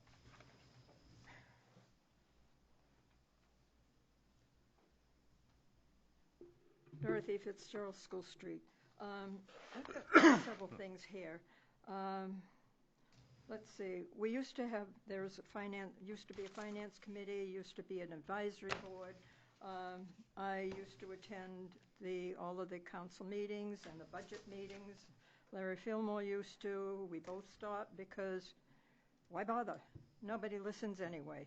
So there used to be a lot of people that come to council meetings, and I'd speak up, and people, you guys look at me, and I think, why did I bother? So anyway, that's my comment on that. I didn't realize the Warumbo Mill property was acquired by the town until I saw it on the agenda. I wonder how many people in town realize that the town does own that property now. You might do well, suggestion, but why bother to suggest, but I will make it anyway. Can we skip with the passive and just get to the point, please? I'm sorry, what? Can we skip with the passive and just get to the point? A suggestion, a sign with the outline of the property, and maybe ask for suggestions for the, I don't know. If you're looking for a fundraiser, I've seen these, if you have an idea what you want to do with a property and have an idea of how much it would cost, one of those thermometers with the red line going up, starting at the bottom and going up. Just a thought, a suggestion. It would inform the people of town that the town does own the property, and like I said, just a suggestion.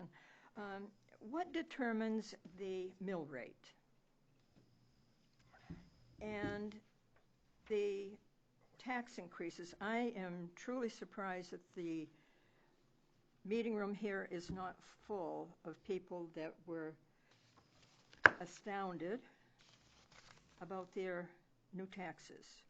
My taxes on my little property on the corner of School and Vining went up about $400. My daughter up on Mill Road, her taxes went up $300. I've heard comments from a lot of people about their increase in taxes. I went to the real estate taxes listed. There are 597 properties listed that are paying taxes.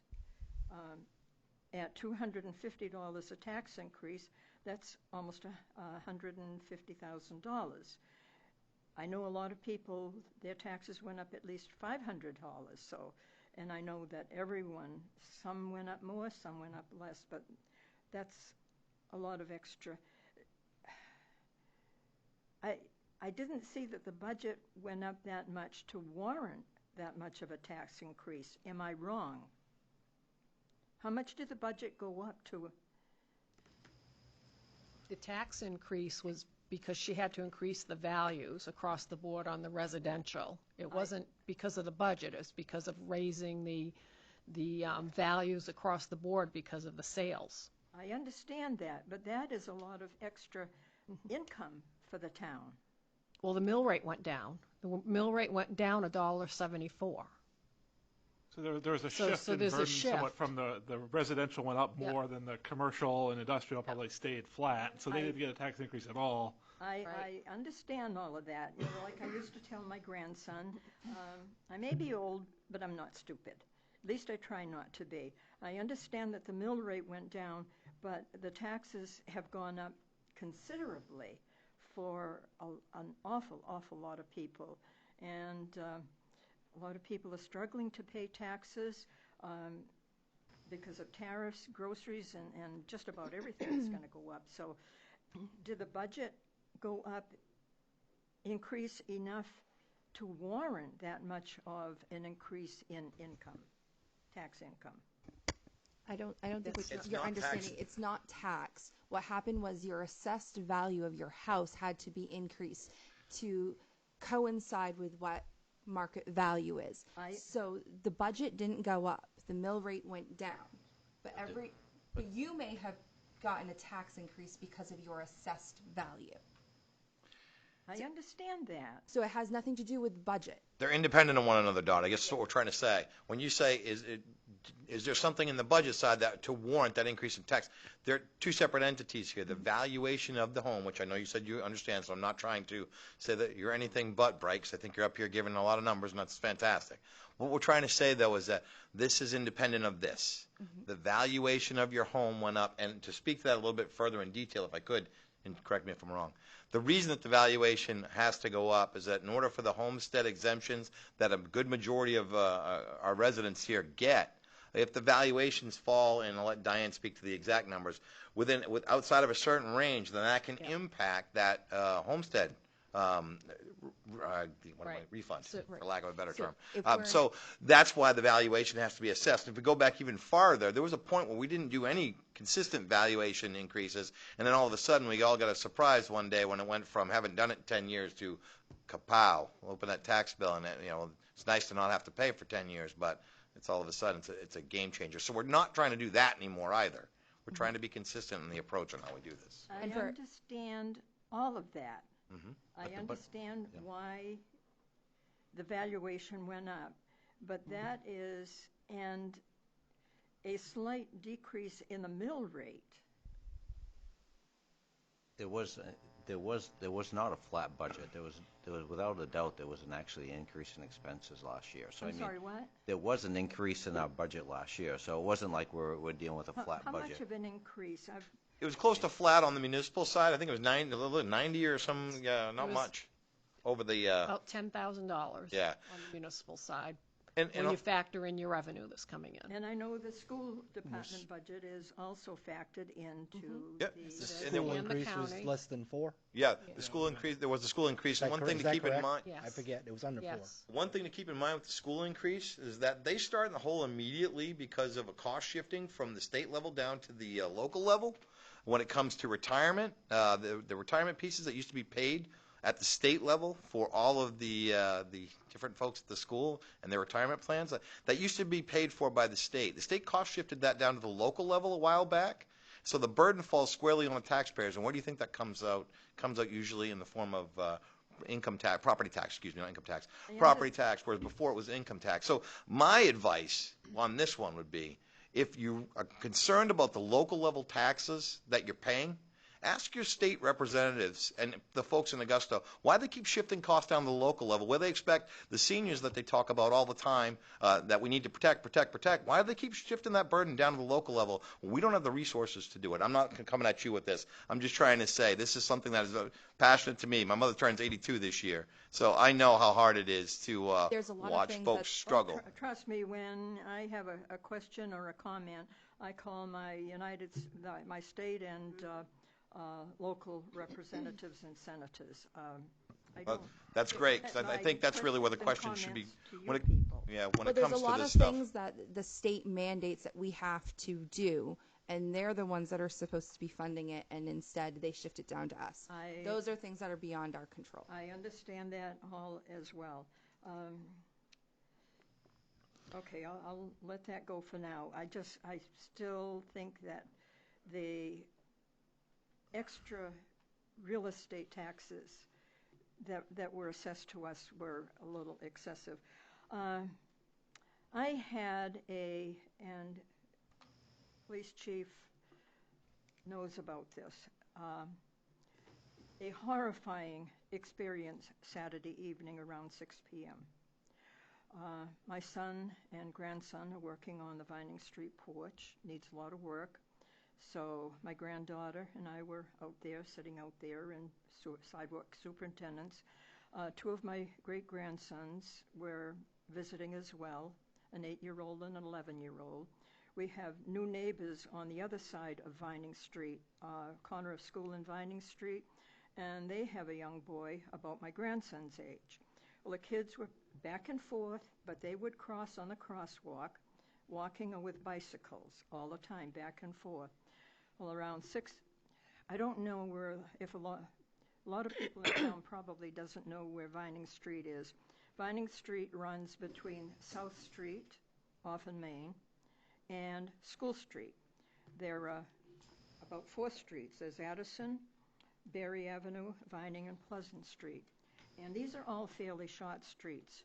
About 6 o'clock, we heard a loud roar, and 2 vehicles, 2 light-colored vehicles, were,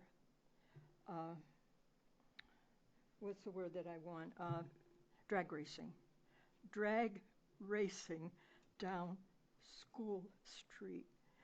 There was another kid around 10 years old that was going around the different blocks on his bicycle, and he would cross School Street, between School and, Vining, and it was, it's a good thing that there were no kids crossing, because no one would have a chance to survive. Drag racing on a residential street is criminal. I was horrified. I'm sorry that happened. Called the police department. Speeding seems to be an epidemic. I turned on my TV around 5 o'clock on Channel 6, South Portland. They're having the same problem. They're asking residents if they want things to determine speed. They wouldn't be able to arrest anybody, but at least there's no problem areas. I was talking to a lady this afternoon, didn't know her. I saw her at a local business. She lives in Park up in Lisbon. And she said that she doesn't even walk her dog. She takes her dog over to Beaver Park to walk it, because they have the same problem. But drag racing on a residential street, I was horrified. I don't know what, if anything, could be done. Sunday I went across the street and introduced myself to my neighbor, the one that has a little boy. Or was it Saturday? It was Saturday after the incident. He said, yeah, he heard and saw that. And I've been saying for a long time, I've been telling you people, School Street is drag strip.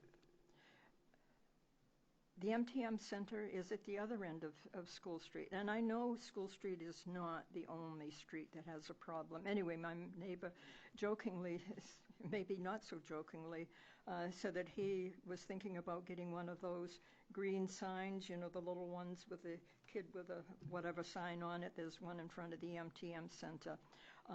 Jokingly, I mentioned to Marcel at the transfer station one Saturday when I was up there that if I could borrow some of his things to speed bumps. Well, yep. I don't know what the solution is. There's a sign on the high school. School is in session. Drive carefully. I don't know if there is a solution, but something needs to be done. My son and I live in the second floor friend apartment on School Street, the big red house. And every evening about, I don't know if it's maybe 7, 8 o'clock, there's this guy, I'm assuming it's a guy. I don't even know what car it is, but we hear him, and he just goes speeding around the whole area. We can hear him for 15, 20, sometimes more minutes, just speeding all around. I don't know where he goes or what up and what down streets he goes down, but speeding is an epidemic. And it isn't just this town. Anyway, that's my comments and my suggestion, but it was terrifying. So, yeah, I'm sorry that happened. Go ahead, Fran, please. Hey, just wanted on Moxie Day, I'm not sure if anybody had the opportunity to go in downtown on Moxie Day, but the town actually has a booth that was up front of Frank's this year, and they usually do the planning board and the water department was there. The Lisbon Development Committee actually had a big poster up, basically had an outline of the Rumble site, basically asking citizens to actually write down their ideas, and it was actually a very active poster most of the day, so it was a lot of good input. So we are trying to reach out to actually get people input, let people know. So. Sign on the Rumble Mill site. Let people know. They're not going to know if you don't advertise it. I think it's still kind of a work in progress, and we're still working through some other factors there, but I think when we get a little bit closer, we'll actually hopefully do a little bit more, much like we did on the Graziano site, just to put it out there so people have an understanding what the proposed idea is and any recommendations. So. Anyone else? I have some things to illustrate, perhaps. Sure, please. Do you need a hand? Wake you all up. No, that's okay.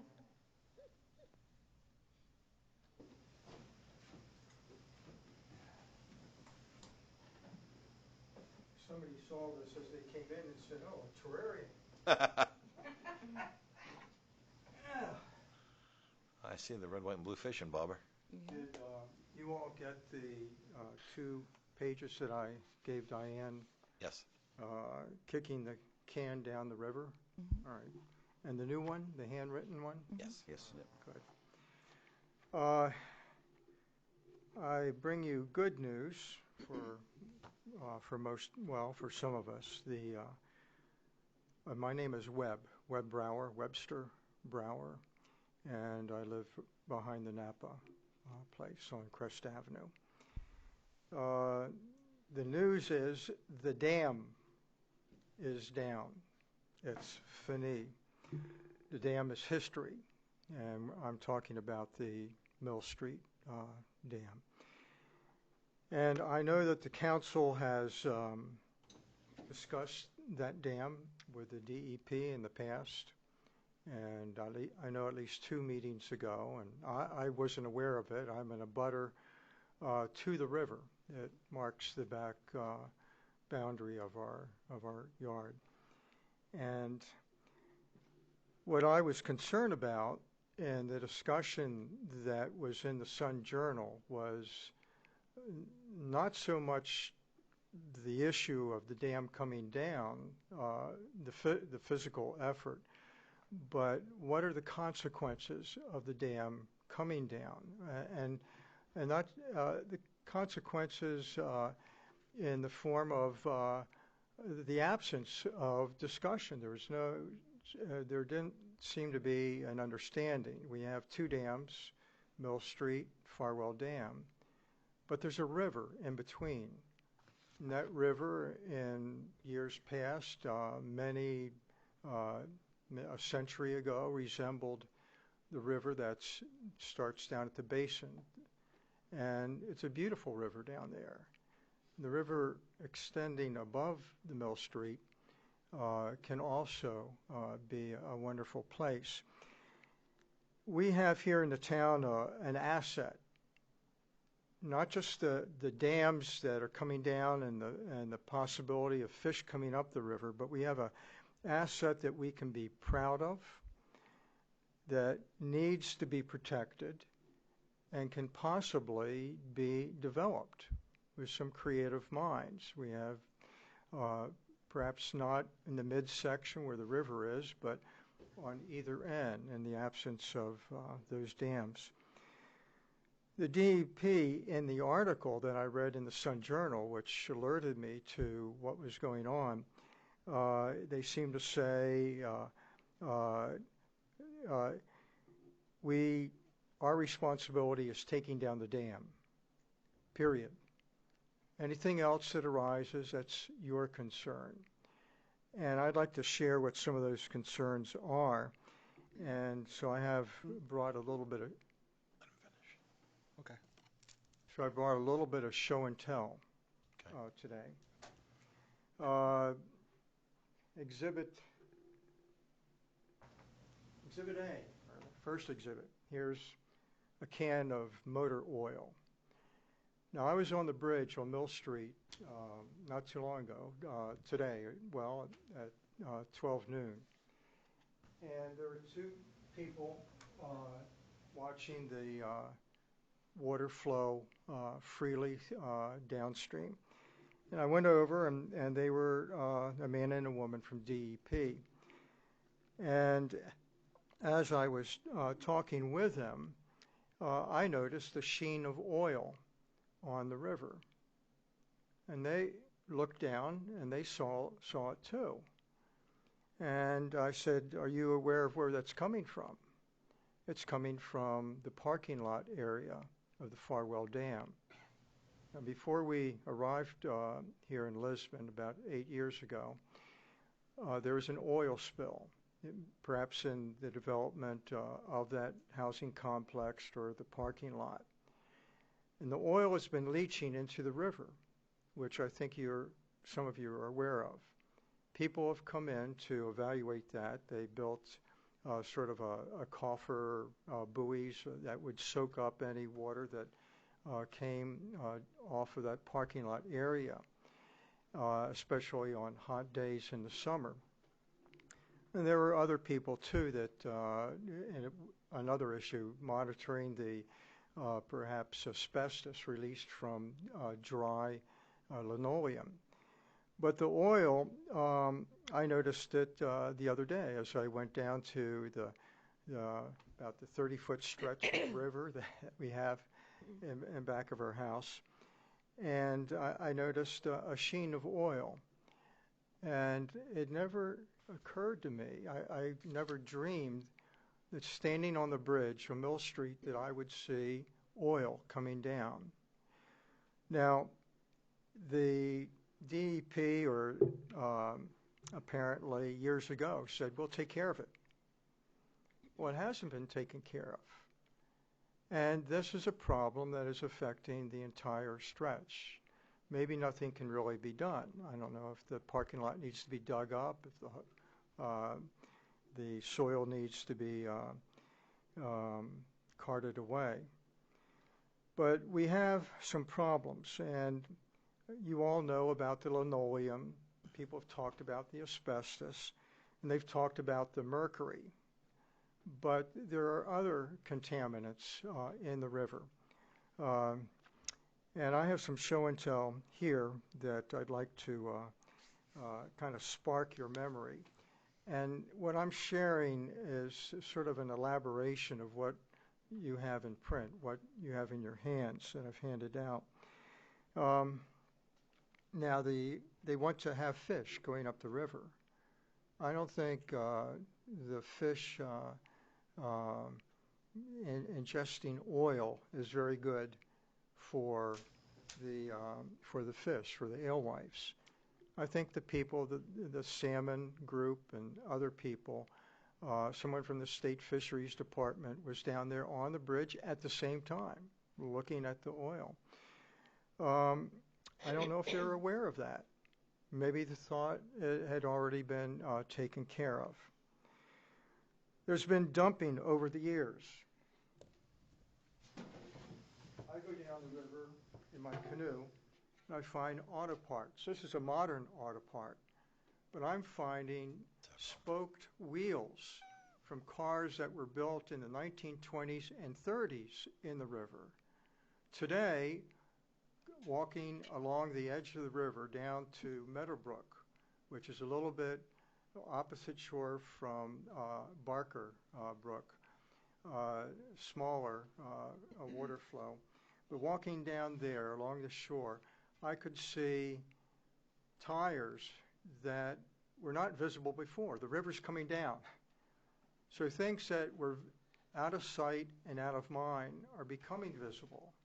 I've pulled tires out of there loaded them onto a canoe and taken them up to the recycling and paid $5 to have them recycled.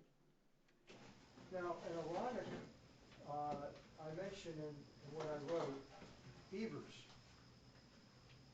Now, when the beavers see the dam coming down, and I'm being a little bit facetious, what will they do? They're going to do what comes natural. And this piece of wood, which has been chewed up by Bucky the Beaver, has, I found at the dam site. The dam that they're taking down, I found fresh wood, a freshly downed tree with the chips on the ground, precisely at the dam site. I don't think that they're going to rush out and build a new dam and to replace the Mill Street Dam. There might be increased activity with a smaller stream. They might have the gumption or interest to build a dam to bridge the two banks. Well, the alewives and the beavers are going to have to fight it out. The knotweed, talking to one of a very interesting worker on tearing down the dam, fascinating person from Thailand.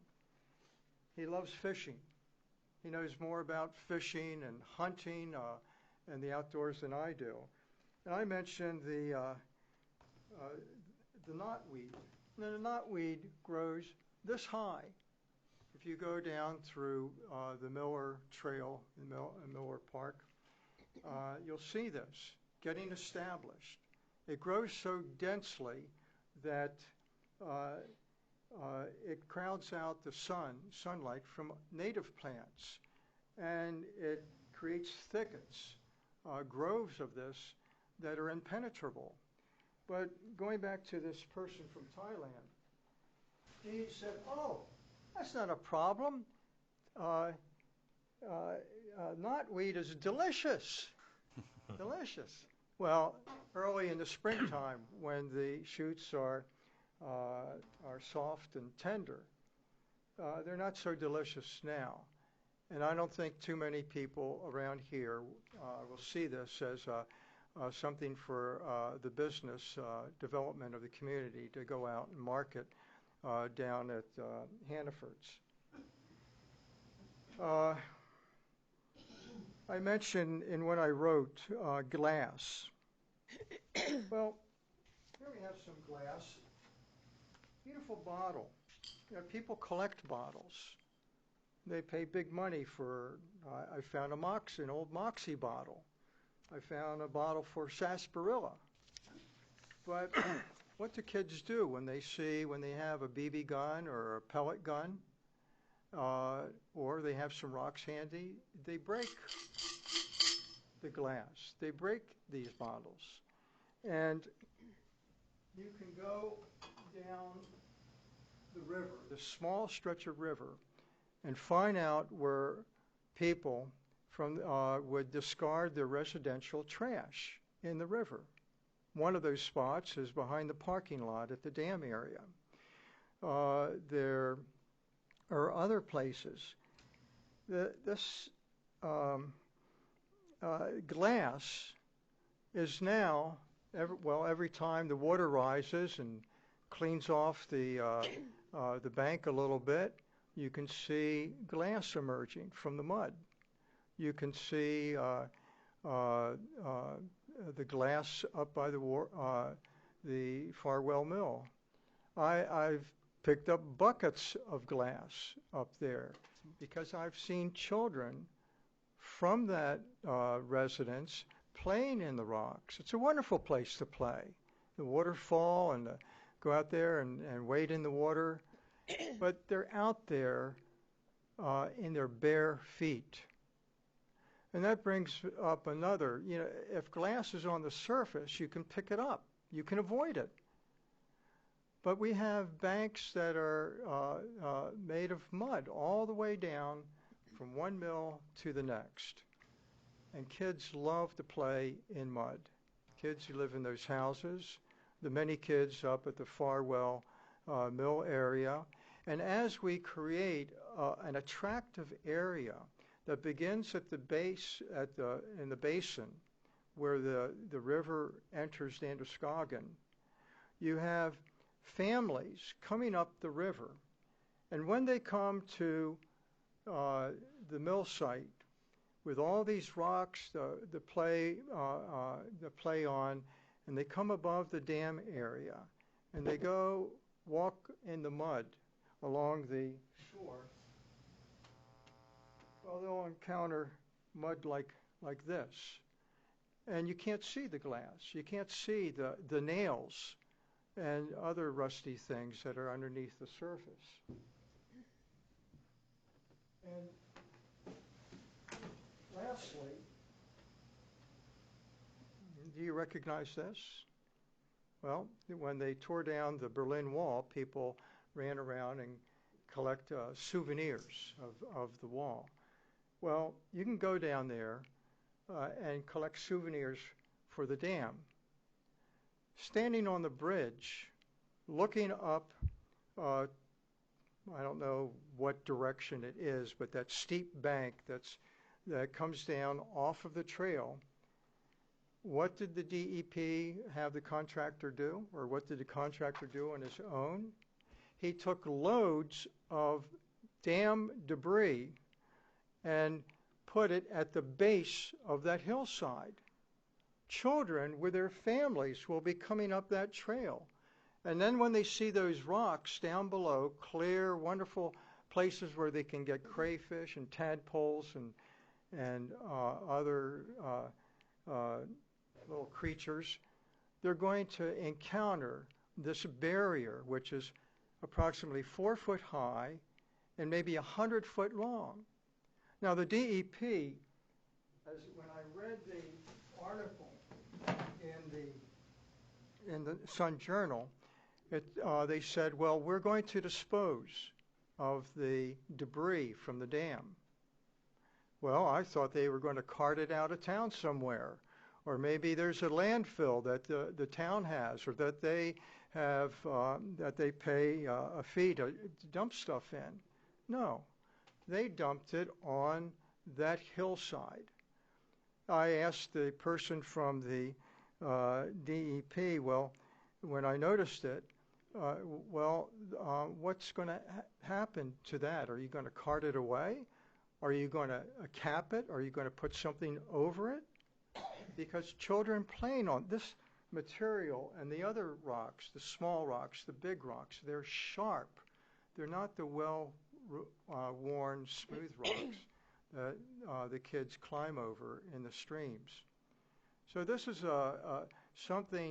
one item that I think that the town should address, what the DEP says is the proper disposal of debris, especially that's in a place that is a funnel for kids to enter. Well, that's, I could say more, but I'm not. The hour's late, and I hope that we can involve maybe church groups, maybe Boy Scouts, Girl Scouts to go up the river, pick up, they won't pick up all the glass. But this is a way that we as a community can mobilize ourselves if we do have pride in a valuable resource, which in the town report or plan, I see scarcely any mention of what we're going to do with this new asset that we're developing as we tear down the dams. Thank you. Thank you very much.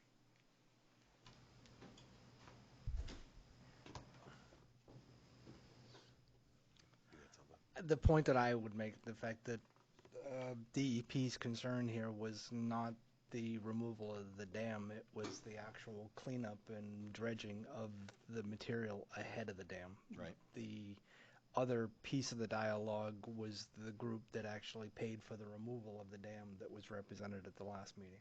So it was a partnership is what Councilor Ward is saying. Two state agencies got together. They pooled their resources for funding because neither one could do their work without the cooperation of the other. So they pooled their resources together. One group was the fisheries, which the idea was they look at the entire stretch of that river running up to the Sabattis Lake area, and they ultimately want to create a fishway, or whatever you want to call it, back up to the natural resource to get alewives up there. They realize it's not going to happen in 1 year. It's going to be a long process, and as they get funding, they will address each and every spot that they can. That being said, there was also a group from the DEP who wanted to come and clear up some of the contaminants from the Miller Industries that were there when that was a mill back a long while back. So the idea was that they wanted to be able to do what they needed to do and clear some of that contaminated silt and such out of there. So the two partnered together to get what they both needed because they both had common interests. So that's how that came together, and that's where it was at. So to your point of all the other things that were impacted when the water levels dropped down, you could see some more of the maybe things that were out of sight, out of mind, as you mentioned. Exactly. So I don't think those were ever in the scope of that project at any point in time. So I think your rally cry to get some folks out there to address something that the DEP never had in their scope to begin with, or any other agency that was down here. Well, people use this word holistic. They're not taking in the whole picture of what they're looking through blinders, and they only see the two dams. Now, you say it's going to take a long time, but I don't think that as they have the long view, it's a discussion of taking down several dams up to the Sabattis Pond. And there's from and I've had very brief discussions with these people, and I haven't read the two reports. I just didn't have time in the past few days. But I don't think that these issues are being discussed, or it seems like the DEP says that's your responsibility, Lisbon. And they said that at the council, the first, the meeting before last. It's your responsibility. So that long-term resolution of the consequences of taking down the dams, and those really aren't consequences. They've always been there. Right. We just haven't addressed them. They say that's your responsibility. May I? Yeah, go ahead. I mean, one of the things that was frustrating for council, and I know that we discussed it at a couple of different meetings, is there's two things that kind of played into this that really left us out of the loop. And one, was a lot of what they were doing was on private property, not town property, and the water rights, a lot of what they were actually doing they felt it really involved the town so much. I think that's why we were out of the loop. And as a town council, we really were more being told what was happening versus the idea of being asked if this is what we wanted to happen. Farther upstream, as you know, when you get by the Firewall Mill, the upper dam, that is controlled somewhat by the town, even when it's breached at some level. But the lower areas was, still privately owned, and so I'm not really sure, like the area that was actually they moved the cement to, whether that actually is still within that private property that they would tear into the mill down. Well, they said it was. I've heard a couple people say it is private property. Yeah. But when you talk about the river, and I'm not an expert on water rights. The property owner they own the property up to the high point of the water, flood water, or not the table area necessarily that might get flooded, but to the top of the bank. I would imagine, I believe, that the river itself and the normal water course is owned by the municipality through which that river flows.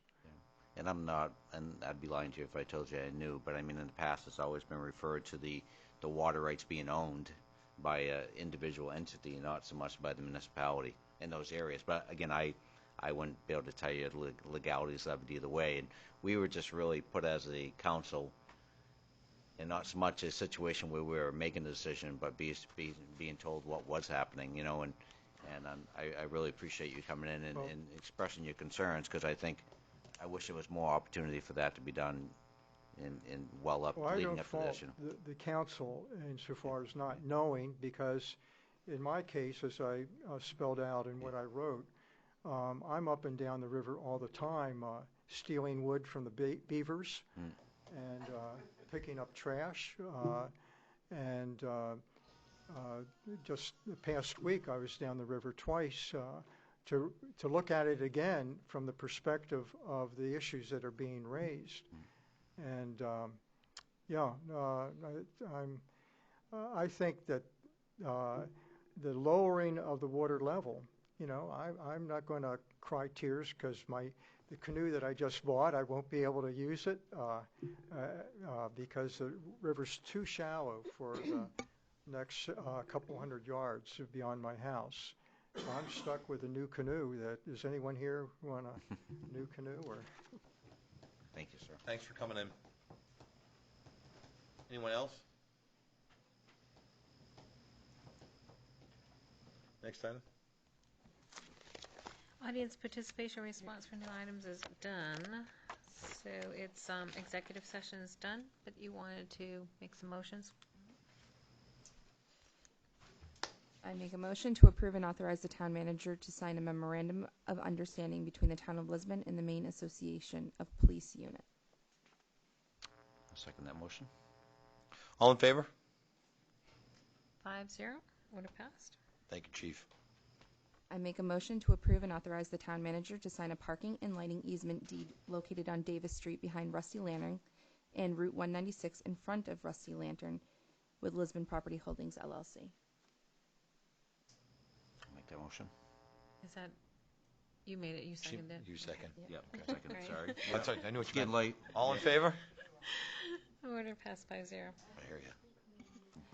I make the motion to confirm the appointment of Kayla Tierney as finance director with a starting salary of $68,000 and 2 weeks of vacation. Second. All in favor? Order passed 5-0. Next item. To adjourn. I make the motion to adjourn. Second that one. All in favor? Order passed 5-0. Thank you all for coming in tonight. We appreciate your participation. Thank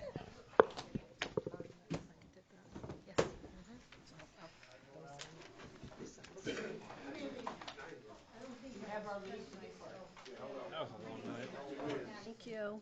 Alan Ward did the last one. Yeah, but the adjourn. Oh, yeah, adjourn. I was going to do it all for you. I don't know what the history is, but an age-wise thing that was very disrespectful of me when I think she Thank you. Just read that.